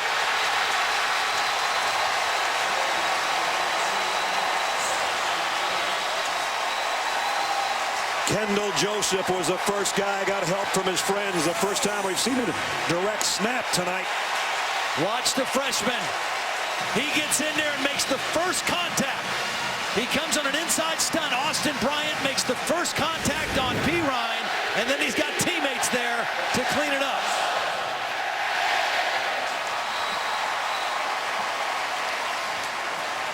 Again, the inability of Oklahoma to get their ground game going in this ball game is the story.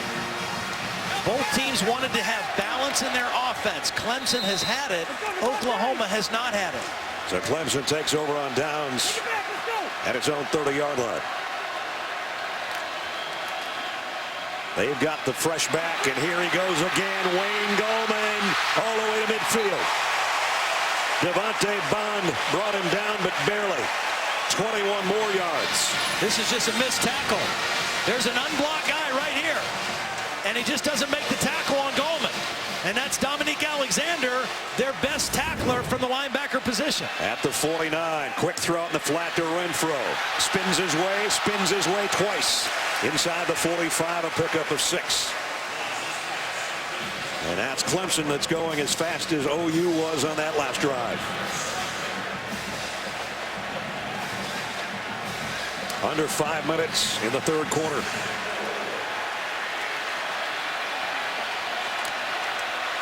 Deshaun Watson wanting to throw, going deep, man out there, just overshot Sharon Peak.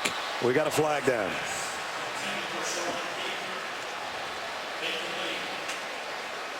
You know what we haven't had tonight? A holding call. Yeah. Well, this was thrown as either offsides. Offside. Yep, that's what we're going to have. Defense number 10.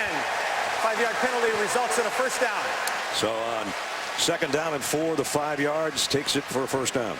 And I think Clemson feeling a little fatigue in the Oklahoma defense. That's why the up-tempo, and even on that play, they didn't complete it, but Peak ran right by Jordan Thomas and was open, if not for the overthrow. A lot of plays in their drives tonight. This is the quarterback behind his tailback again. This one doesn't gain as much as the last one did when they ran that play. Pick up a 3. Bob Stoops talked about being in the right position. They know the plays are coming, and that time they maintain good position, good discipline, and stop Watson for a very short game. Second down at 7 at the 35. Renfro in the slot. Watson rolling to that right side and throws on the run, and he got Renfro down the sideline. Touchdown.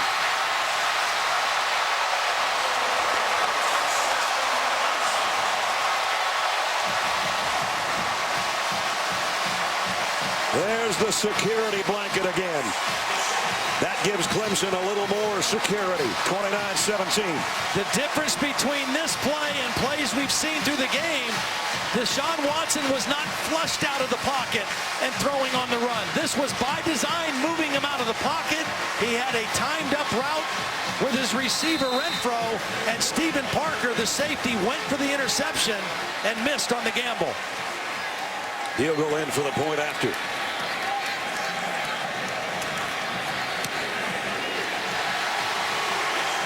It's good. Renfro with his 3rd touchdown catch of the year. As we take a look at our good hands play brought to you by Allstate. Well, they're going to move Deshaun Watson by design. Renfro is going to run the out route against the safety, Stephen Parker. Parker's going to undercut it, go for the interception. If you go for it, you better get your hands on the football because there's nothing behind you. And Clemson comes away with the touchdown. Tony Elliott said about number 13, he might have the best football knowledge of anybody on our team. He knew what to do there, didn't he? 70-yard drive, 4 plays, 35-yard touchdown pass. It's 30-17 Tigers.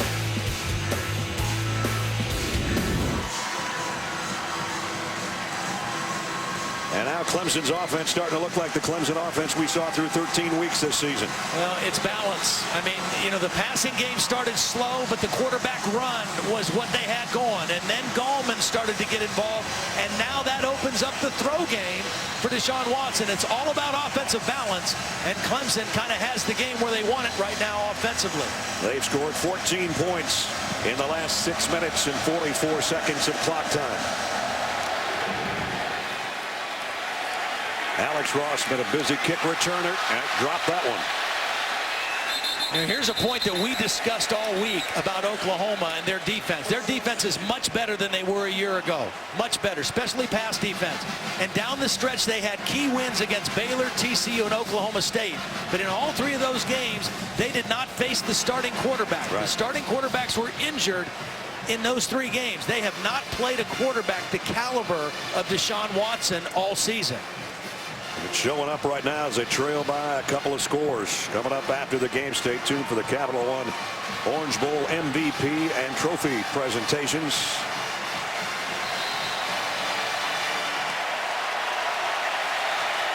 Clemson with a 13-point lead.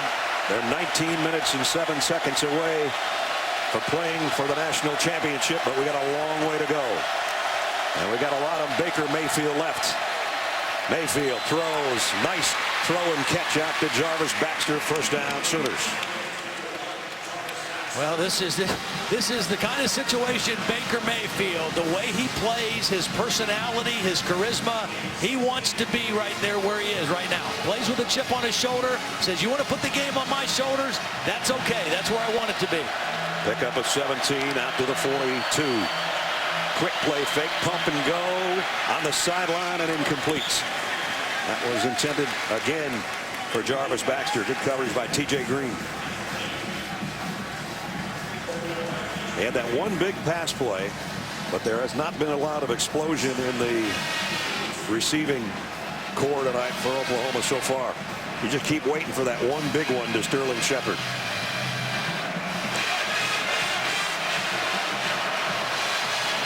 Second down and 10.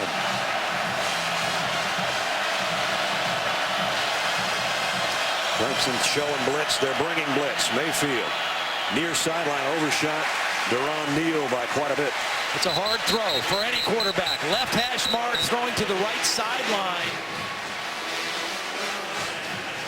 And particularly under duress and inside pressure on a quarterback who's a little bit over 6 foot. That's a tough throw to make. Sideline warning, Clemson bench. There's no yardage penalty on that. That's their first sideline warning. First warning. I thought they had a penalty on it already, didn't they? Yeah, it's a whole different set of rules, though. If there's contact or if they're just standing in the wrong area. So they were standing in the wrong area on that time. Well, we'll push them back. And that's what their defense is hoping to do versus Oklahoma's offense on 3rd and 10.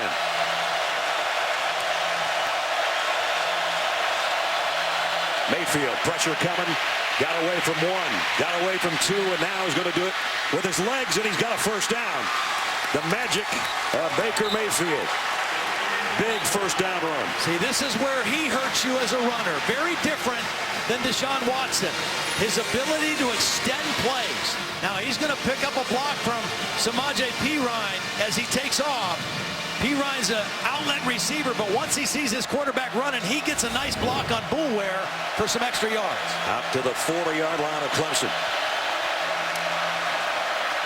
Blitz off the corner. Mayfield's going that way with the ball and overshot everybody. It was Micaiah Quick, his intended receiver. J-Ron Curse came flying in there from the secondaries. We check in with Holly. Well, the medical staff for Oklahoma has examined Joe Mixon. They've been going down the back of his neck, asking him if he has pain. He says no. He wants to get back in and play, but it doesn't look likely at this point, guys. It looks like he was really out for a while or may have even lost consciousness there. They're being very cautious with Joe Mixon. Probably won't return. And with that, it's Perine in the backfield for Oklahoma all by himself. Mayfield, slant, tipped, intercepted by B.J. Goodson, the middle linebacker.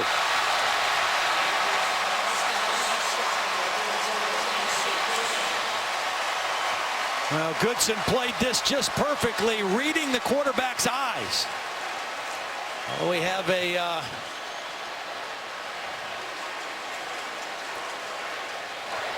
holding. Offense number 78. Penalties declined. Result of the play, interception, first down Clemson. B.J. Goodson, we already talked about. He was one of the unknowns. He's right here. When you're in zone defense, your eyes are on the quarterback, not on a particular receiver. Watch Goodson just read the quarterback and move with his eyes right into the throwing lane and gets the interception. BJ's second interception of the season, and the first suffered by Mayfield in his last 96 passes. Oh, a little deflected also at the line of scrimmage. Clemson takes over at the 29. Only the 6th interception of the season for Baker Mayfield.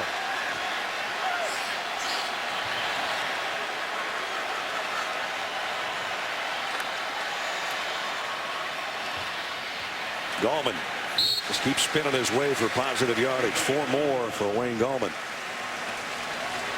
And he's over 100. So is Deshaun Watson.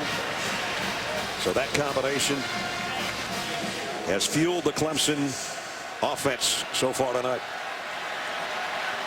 2nd and 6. And now Gallman will empty the Clemson backfield. Quick throw or quarterback draw when they go empty. Striker's going to backpedal. He thought about blitzing. And now they bring Watson down. Dominique Alexander's had a big game. Another tackle. You know, the first 7 games of the year, Deshaun Watson, coming off that reconstructive knee surgery, only averaged 9 carries a game for 47 yards. Then the last 6 games, his carries went up to almost 17 a game and close to 100 yards a game. And today, he's right at 16 carries. Co-offensive coordinator Tony Elliott told us yesterday we wanted to ease him back in until we could see some of the old Deshaun. And then we started cutting him loose, and he's cutting loose tonight. Going to be short of the first down here, I think. He took a shot there, too. He did. Charles Tapper in there first. Ahmad Thomas coming from the safety position. I think he's short by a yard. Or maybe not quite a yard. Alexander and Watson had a little discussion. There's some nice sportsmanship between those 3 guys. Gallman, Watson, Alexander. And it's 4th down, and they'll have to punt. Well, I don't know. I shouldn't say they have to punt. I don't think they do that again in their own territory, but that's Clemson's first 3 and out of the night. Sterling Shepard on the receiving end is going to call a fair catch back around the 15-yard line. We got a quick moment here. Let's go to Sage Steele in Times Square. Sage. Thanks, Brad. As you notice, I'm inside our studios here in Times Square. Musical acts like Carrie Underwood, Luke Bryan, Wiz Khalifa, Demi Lovato, they're crazy. They're outside warming up for everything that begins 8 o'clock Eastern time over on ABC. Can't wait. Back to you, Brad. All right, we'll be watching. Dick Clark's Rockin' New Year's Eve with Ryan Seacrest and Sage. The rest of the gang tonight on ABC. Countdown to 2016. We got about 5 hours left. Not quite. We have a minute 12 left in the 3rd quarter. Clemson has 16 minutes and 12 seconds for a trip to Glendale. But Oklahoma's got other thoughts. Still only trailing by 2 scores. Worst starting field position for him, and P. Ryan got about 3.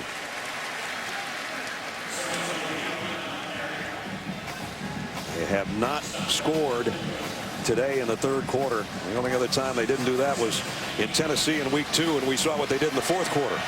So we know what can happen in 15 minutes with this offense. Mayfield, sideline, just overshot his intended receiver, Westbrook again. What do you got, Holly? Well, after that last interception, usually people are going over to console Baker Mayfield, but not in this case. Their right tackle, Drew Samia, was beside himself for getting blown up and causing the pressure that led to that interception. The Ty Darlington, the senator they call him, went over in his face and said, hey, we need you right now. Baker Mayfield jumped in and said, look, I promise you, we're going to come back and win this game. It's Mayfield trying to get his offense back together and get some rhythm right now. He's got to have to do some bacon here. He's missed his last 5 passes. 3rd down and 7. Here comes a blitz. Mayfield flushed. Probably going to have a holding call. Oh, and man, did he get drilled by Boulware and company on the far sideline. See, what Clemson's defense has been able to do, part by design and part by injury, is make this offense one-dimensional. As explosive as they have been in the last 7 games, they did it by running the football and passing. Offense number 56. Penalties decline. Brings up 4th down.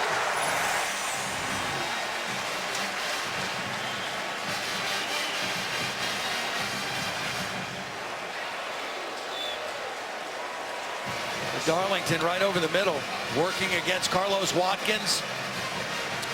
That's the 5th sack of the night. And now Oklahoma again punting near its own goal line.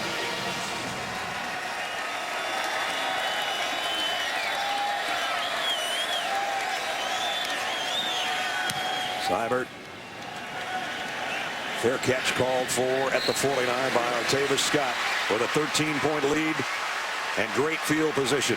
Clemson's got the football back with 28 seconds to go in the 3rd quarter. And don't forget, after Michigan State and Alabama, which follows us, stick around for Sports Center at night with Scott Van Pelt. Scott will break down both semifinal games for you, preview the national championship matchup, because we'll know who's in it by then. You're going to ring in the new year with Sports Center at night after Michigan State and Alabama on ESPN. Also streaming live on Watch ESPN and the ESPN app. Right now, Baker Mayfield would like to find an app to get the Oklahoma offense some points. This guy has been able to tonight. Deshaun Watson, the first-team All-American, Davey O'Brien winning quarterback of the Clemson Tigers. Wayne Gallman broke 1 tackle, not the second one, though. It's Eric Stryker who brings him down for a loss of 5. Big play right there, because Oklahoma's defense has not been able to create very many negative yardage plays, particularly on 1st down. And this Clemson offense has gained momentum the longer the game has gone on. So that was a huge play on 1st down by Stryker to set him behind the chains to end the 3rd quarter. Oklahoma has 15 minutes to do something about a 13-point deficit. Clemson's 15 minutes away for a trip to the national championship. 4th quarter coming up.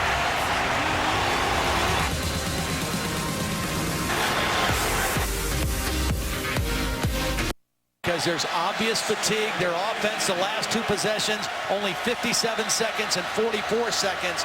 They've got to make a stand right here. 2nd down and 15 to open the quarter. Deshaun Watson rolls, throws, going deep. Renfro's out there and almost made a one-handed catch and a flag on Stephen Parker.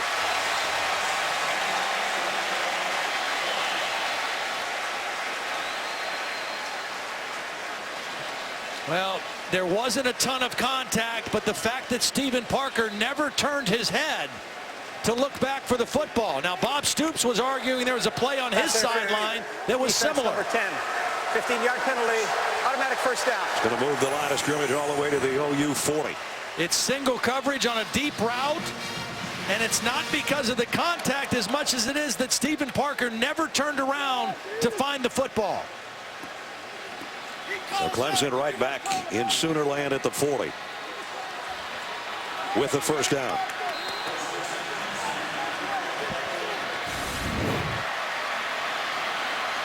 See if we get more of Wayne Gallman, who's had a sensational night. 6 more for Gallman. You know, and we talked about the improvement of this Oklahoma defense, and it's for real. They've played at a much higher level on all 3 levels of their defense, but that was the 74th play of the game right now that their defense has had to be on the field for. And so, you know, Clemson is on pace to run over 100 plays. It's a hot night here in Florida. That takes its toll on a defense that's already missing a couple key guys because of injury. Charles Walker, who didn't play because of concussion. Jordan Evans, a middle linebacker, out. And here comes more of the Wayne train. 1st down, Clemson. And there's nothing that takes it out of you faster than a running game. When they come right at you and punch you right in the gut with an offensive line firing off the ball and a guy running like Gallman, that even takes it out of you more than pass rushing. Gallman had a decent season last year, but he's been asked numerous times why the major improvement this year. And Dabo Swinney says maturity. He just grew up. And man, he is growing on you tonight unless you're an Oklahoma fan. Deshaun Watson trying to spin away from the tackle of Parker, and he won't be able to. Nice play by Parker. The clock becoming the enemy, even though we're just early in the 4th quarter. any kind of Clemson points here, and it becomes a 3-score game.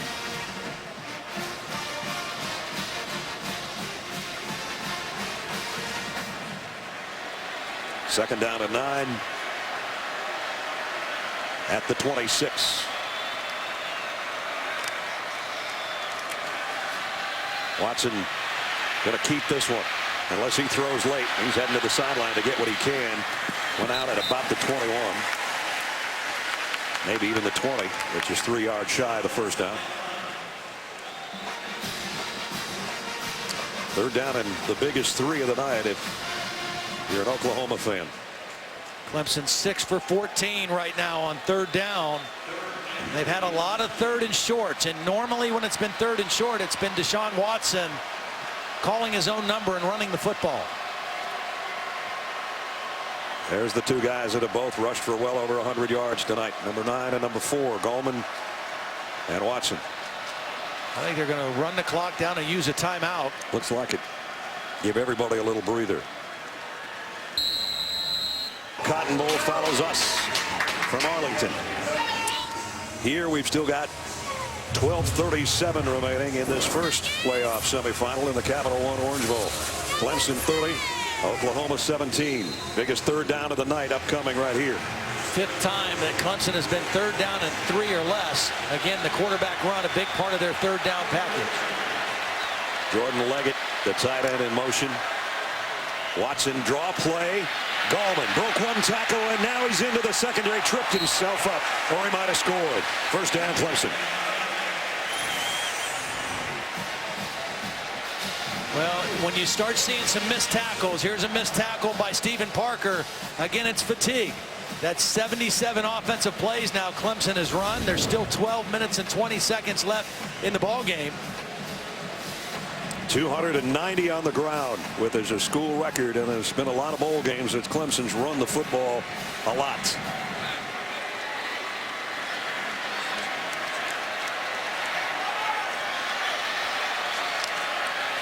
In the red zone again. Watson fakes the run. Now he will run. Finds some room back to the left side. Inside the 10. Oh, what a block on Stryker as he got to the 7. And that block was Artavis Scott, the wide receiver, but maybe it was in the back.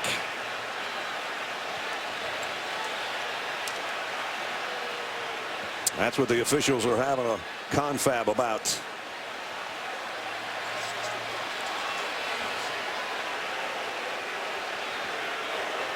There is no foul on the play for the illegal block.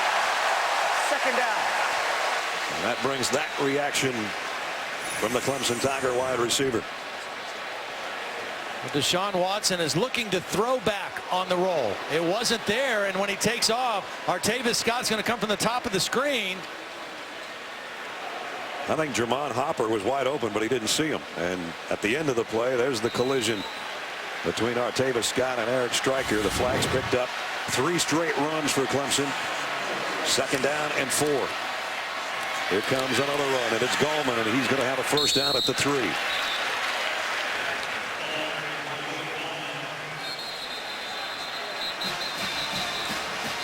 Clock winding down to 11:27 as a helmet came off of Stephen Parker, I think, unless he was allowed to take it off. I'm not sure. Helmet came off with number 10, Oklahoma. He has to go out for 1 play. Maybe he took it off himself. I don't know. He's got a lot of humidity underneath that shield. Can't see. Needs windshield wipers on the inside. They were short of the first down, but it's third down and less than 1. Quite a bit less than 1.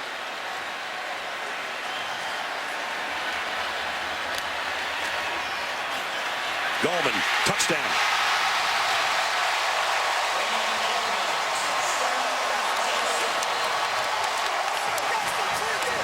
His second of the night from 4 yards out.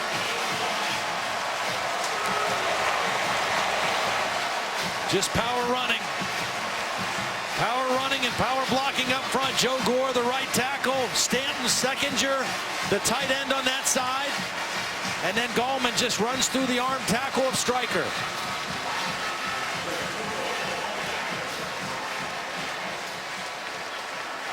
If you would have told me before this started that Clemson would run for over 300 yards against Oklahoma's defense tonight, I would not have believed you.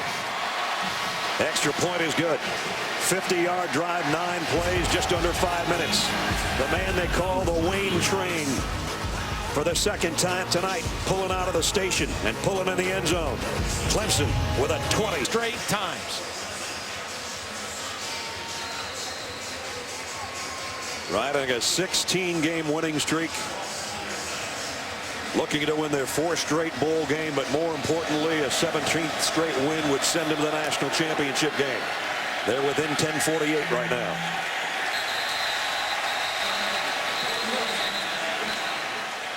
Oklahoma will bring it out to the 25-yard line.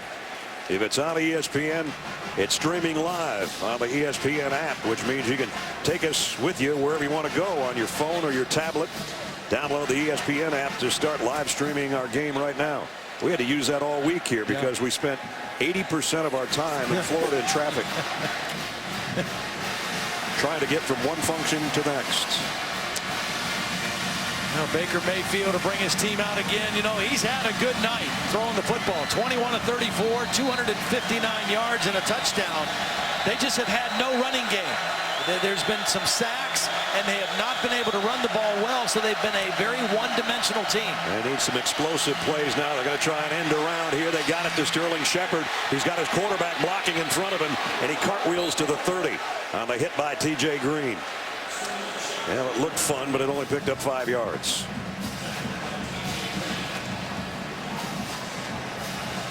Again, there has not really been a long ball to Sterling Shepard tonight from Baker Mayfield, and credit Clemson's defense for that. P-Rod wants to get the first down and does. And again, he's playing on a bad ankle, and he drags, and he might not be getting up again. Yeah, the way he reacted at the end of that play made it look like he tweaked it again. For injured player. Carlos Watkins, another 300-pounder, not only making the tackle but also landing on his leg again, and turned the other way this time. Yeah, he's out there playing on guts and determination. Obviously not 100%,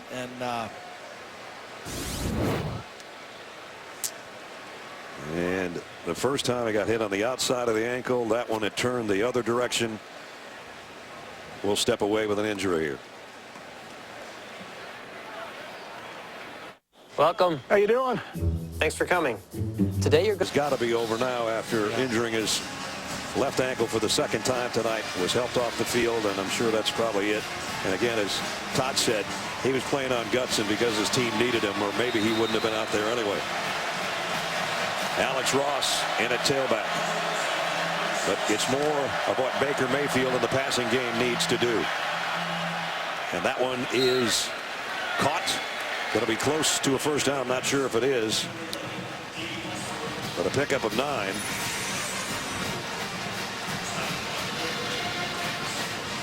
Nice throw right on the sideline. Westbrook working the chalk. Westbrook's had a really nice game. Second down and 1. Mayfield, quick throw, complete to the 49. First down, Sterling Shepard.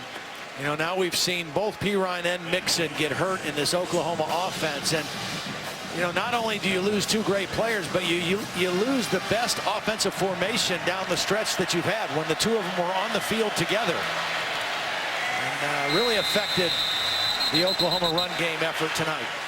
Alex Ross took it into Clemson territory for a first down before he was run back.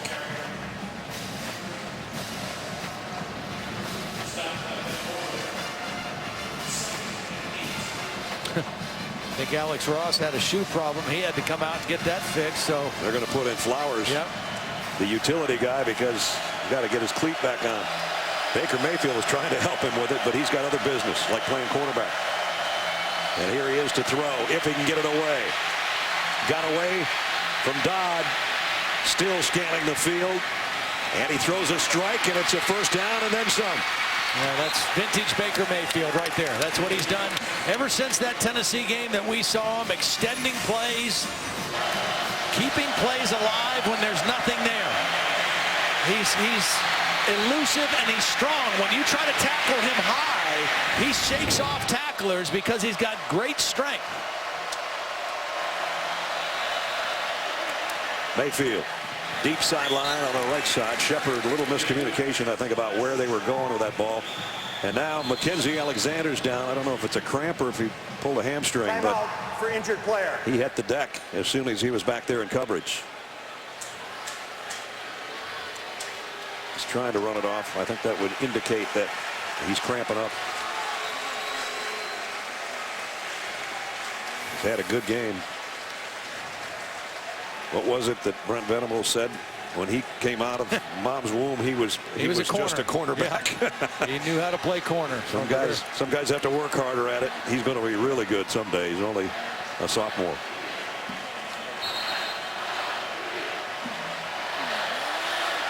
Second down and 10 at the Clemson 32. Oklahoma trying to make something happen here with 8:40 to go to keep it a ball game. I'd go right after his replacement if I was Baker Mayfield. Empty set. Mayfield comes the other way to Westbrook. Flags all over the place. Looked like Clemson was offside to start with, and I don't know what the other flag was about, unless they were drawn off with a false start.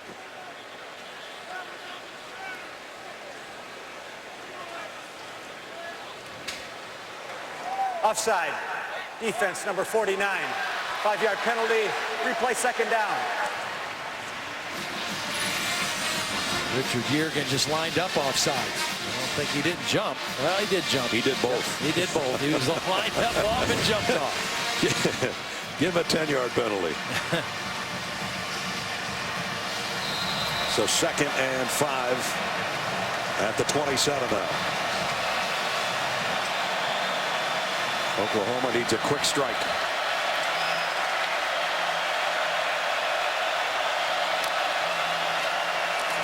They fake the draw. Mayfield goes complete to Shepard, and he's got a first down at the 20. Well, when we saw this team play in Knoxville, they were down 17 in the 4th quarter. They're down a few more than that in this 4th quarter. But it's not unprecedented for them, especially with this guy pulling the trigger. Right at the edge of the red zone with 8 minutes to go, and down by 20 this time. 3 wideouts to Baker Mayfield's right. He has to scramble that way, and throws complete to Neal. I don't even know how he tucked that one in there. Great play. The ability to extend plays and throw accurately while under such duress is what makes Baker Mayfield so special. The receivers have gotten used to him. They know how to move with him when he scrambles and uncover into open areas. First and goal for the Sooners at the 5. Mayfield scrambling around again, throws on the run, tipped and intercepted by Boulware.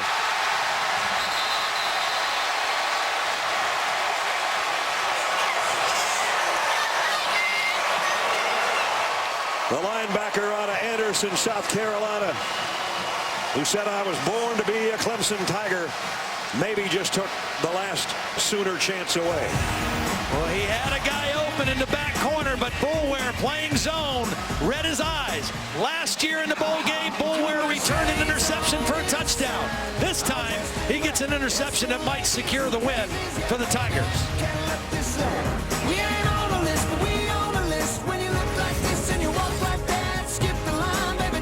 Hit the road. Guys! Oh, hey, Terry. In Miami Gardens, Florida, where it's 37-17, and to add, in this case, injury to insult, Baker Mayfield threw the interception, trying to make the tackle on Boulware, and Boulware's knee right on the neck of the Sooner quarterback, and he is injured. They've been looking at him on the sideline. Well, yeah, that's an unfortunate play for Baker, obviously. I mean, as a quarterback, you throw an interception, you want to go over there and make a tackle. Didn't expect Boulware to jump at the end of that play. Yeah.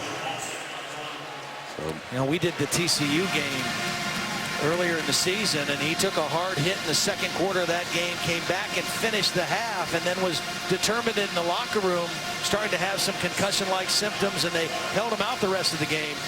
I'd be very surprised if he comes back into this one. He's one tough dude, that's for sure. Cody Thomas is number 14 that we just showed you on the sideline over there. He would be the guy that would come in at quarterback if Oklahoma can get the ball back. But Clemson, normally a hurry-up spread offense, and they're not hurrying anything right now. They're going to use all of that clock before they snap the ball on 2nd down and 8, just inside their own 13-yard line. And Wayne Gallman ripped down by Charles Tapper as we check in with Holly. Looking ahead for Baker Mayfield, he is eligible to return to Oklahoma next year, but he's trying to get back his 3rd year of eligibility because he walked on at Texas Tech and left. Texas Tech did not release him from a scholarship. Oklahoma has appealed that. It is not an NCAA rule, but it is a Big 12 rule. They have appealed it with the faculty representatives who denied it on a 9-1 vote, but they vowed that they will keep fighting. Joe Castiglione, the OU athletic director, and their compliance director said anytime we get new information, we're going to continue to fight for Baker Mayfield to get that year back. It's none of my business, but I don't see how you can walk on and then transfer and walk on again, and they have any business in saying he can't do that. Yeah. Gallman, 1st down. Big night for the 6'1", 215-pound sophomore out of Loganville, Georgia. I mentioned earlier the Clemson folks, they sit around, and Deshaun Watson's from Gainesville, Georgia, which is, what, about 20 minutes from Athens? And they were like, how come he didn't become a Georgia Bulldog? Because they have red and black everywhere in Gainesville, Georgia. Well, they're wearing orange and purple now because the guys sit around at the Long Street Cafe, and all they talk about is Deshaun Watson, the former Red Elephant of Gainesville High School. Well, you've got Watson, you got Gallman, but this offensive line for Clemson is as good as I've seen them have. And all new starters to begin this year. That's the most amazing thing about this offensive line group. Coming into the season, only Ryan Norton was a returning starter. He had started at center. Offense number 63, 5-yard penalty. Replay 1st down. It started at center in 2013 and 14, and then he got hurt early. And so all these guys were brand new full-time starters. This guy, a true freshman right out of high school, enrolled early, but a true freshman. Eric McLean, the leader. Now they're all, except one, clean shaven there, but they call themselves the Beard Gang. We saw them at the banquet. They got some nasty-looking beards going on. But they have played and transformed, I think, this team. The culture of the offensive line room and what they've done has really changed this football team. Anytime you start a true freshman at left tackle and he holds his own without getting a lot of help on chip blocks and all that, you've found a gem, and that's what Mitch Hyatt is at the left tackle spot. And he probably wouldn't even be a Clemson Tiger had it not been for his uncle. Dan Benish was an all-ACC defensive lineman, went on to play with the Atlanta Falcons for a lot of years.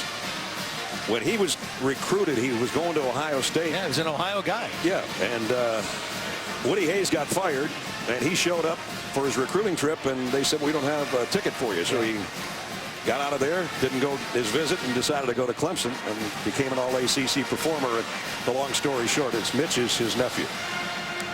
And so after his uncle played there, he said, I think I can do this too. Dan Benish and I played together in a North-South All-Star team in Ohio. You didn't tell me that one. And Stryker makes another tackle. Loss of a couple. Let's go to Holly. Well, an inspiring story about that offensive line is Jake Guillermo, their center. He was about 363 pounds, barely playing last year, and actually quit the team. He went home. He went through some substance abuse counseling. He was battling deep depression, but he's gotten his life back together. He is the life of this team. He continually turns around to Sean Watson and says, hey, I love you, man, and I need you to say it back to me that you love me too. But I really admire him for seeking help when he needed to with that substance abuse. He has come back a much leaner man, a productive member of this football team, and a real inspiration. Yeah. I think a big part of his rehab, physically, emotionally, and mentally, was chopping wood, too, if I remember reading that correctly. And I think he still does it on a pretty regular basis. They're second of the half. Clemson takes its second time out with 3:41 remaining. And they're going to go on to play whoever wins our second game of the night, and it's a big one. Alabama is not satisfied. They won't be happy unless they win the national championship. Chasing a dream has been what Mark D'Antonio has said all season long.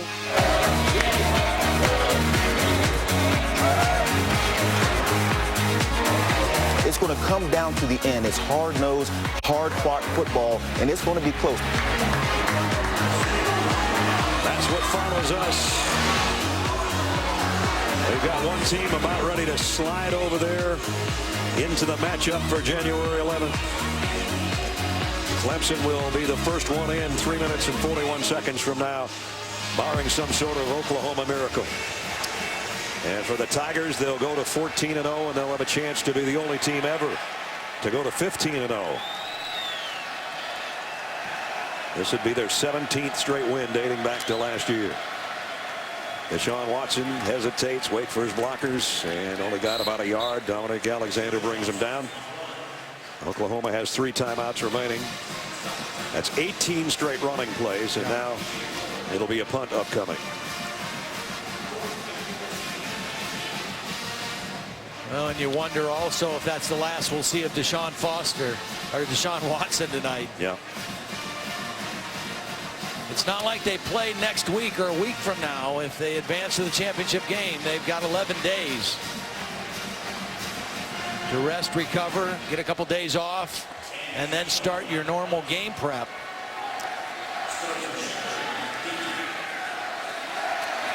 Sterling Shepard waiting on the punt. Has to call for a fair catch. And I bet he wishes he hadn't had a little bit of room to return that one. Holly? Well, guys, remember back in the first quarter, Shaq Lawson, the great defensive end for Clemson, after some big plays, he was getting after Baker Mayfield. He is kind of the heart and soul of this defense. He came out after a sack with an injury to his left knee. He has not returned to this game, but he is now out of uniform. He was kind of standing outside the coach's box. So I said, hey, are you going to be able to come back and play next week if you guys go on to win this game? He said, yes, ma'am. We hope so for him. He's a special player. As Todd said earlier, took over for Vic Beasley, who was the #1 draft choice of the Falcons. Cody Thomason at quarterback. So Baker Mayfield's season is over as well. It was a splendid one to watch, and he'll be a blast to watch again next year for Oklahoma, as they'll have a good returning nucleus to this team that's going to be 11-2 to finish the season. Now, 248-yard difference. Down the seam, it's a one-hopper intended for Sterling Shepard. Sterling Shepard's Oklahoma career will end here tonight, too, and he's been a special young man. Of course, his dad, who wore the same number, played for the Sooners, and passed away when Sterling was only 6 years old. So he has remembrances, but everybody else tells him how good a player his dad was, and he was. And he lived up to that #3 all the way through his career. 3rd down, 13. And again, down the middle, there's Sterling Shepard at midfield. Great career. I think the line judge called that incomplete. I guess maybe he did. There's his dad, 83-86. And a special moment on the final senior night, Brian Bosworth presenting him with a Sooners Illustrated magazine with all the signatures of the guys from the '85 team, that whole championship team, and you saw his reaction with his mom and his sisters there. He'll go on and play some more. Oh, yeah. Wow, nice kick. Fair catch. Back around the 17-yard line with 2:13 remaining. 42-yard punt. Well, 34 years ago, the guys in orange won it all. They did it in the Orange Bowl. And now in 2015, they're going to get the chance to play for all the marbles with a win in the Orange Bowl. Take a look. One side of the stadium, the orange is still sitting there, savoring this moment and this victory. The Crimson side starting to file out, and we talked to Dabo. He said, you know, I've been selling to my team ever since I've been the head coach. We have 5 goals every year. Win our opener, win our division, win the state, win our league, and then win our bowl game. If we ever do all 5 in the same year, we're playing for the whole thing. And then he said they changed the rules on me. Now I got to add another one. Yeah, we got a chance to play for the whole thing. We did it all, and we got a chance to play for the whole thing. He said when he was part of an Alabama national championship when they were 13-0, he said we were holding the trophy at 13-0 this year. We're just getting to the table. Well, they're about ready to take the table by storm here in Miami Gardens. Aerial coverage today brought to you by DirecTV. If you call yourself a sports fan, and I'm sure all of you that are watching do, you got to get DirecTV. Going to be one more feather in the cap of one Dabo Swinney. In his 7th full year, this is going to be his 75th win as a head coach of the Clemson Tigers. And through 100 games coming in, he had the exact same winning percentage as Danny Ford, who was the coach that won the 81 title. Dabo's going to have a chance. At 14-0, he'll take his troops to Arizona. Deshaun could run for president in South Carolina right now, or governor. Well, what a brilliant job by Brent Venables and the defensive staff, also one-dimensionalizing this explosive Oklahoma offense tonight, holding them to 67 yards rushing. Another knee after a hesitation by Deshaun.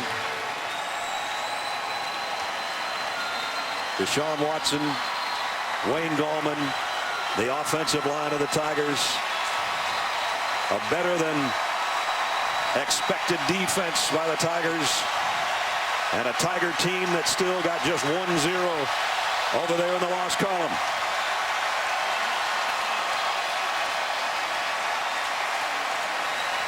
Deshaun Watson's trying to get instruction from the sideline. What do we want me to do here? Because the play clock's off from the game clock. Going to take it all the way down.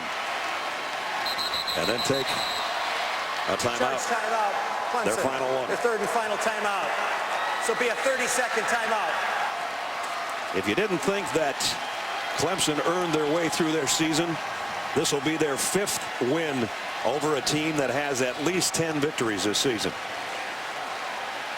And it's really hard to never have a blemish on your record, and they still don't.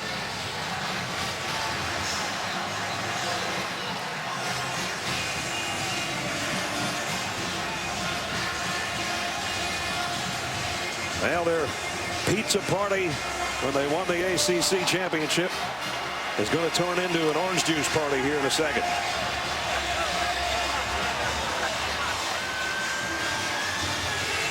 Six seconds left. They'll run it around Oklahoma. Won't do anything. Deshaun's going to throw it in the stands, or as far as he can throw it into the Clemson stands, and it's over. The Clemson Tigers are the Capital One Orange Bowl champions. They are still undefeated. They are 14-0, and they've got a date with either Michigan State or Alabama for a national crown. Holly's with a winning coach. Well, Dabo, what does 14-0 sound like to you? It sounds like it's been 7 years, and it's been a fun journey. God is good. So, all the glory to God. That's all I can say. It's been unbelievable. Been a long time. Never been on a 14-0 team, so it sounds good. But, you know, our team has shown heart and guts all year long. And it's amazing to me that, you know, I told them, hey, you ain't favored to win the damn game, but we ain't no underdog. You know, everybody out there, nobody believes in this team except these guys. And they just got a great heart. And it showed tonight. I thought we physically won in the trenches. That's what this game's all about. It's just beating the guy in front of you. And we got off to a good start. We just weren't scoring in the red zone. We got that fixed in the second half.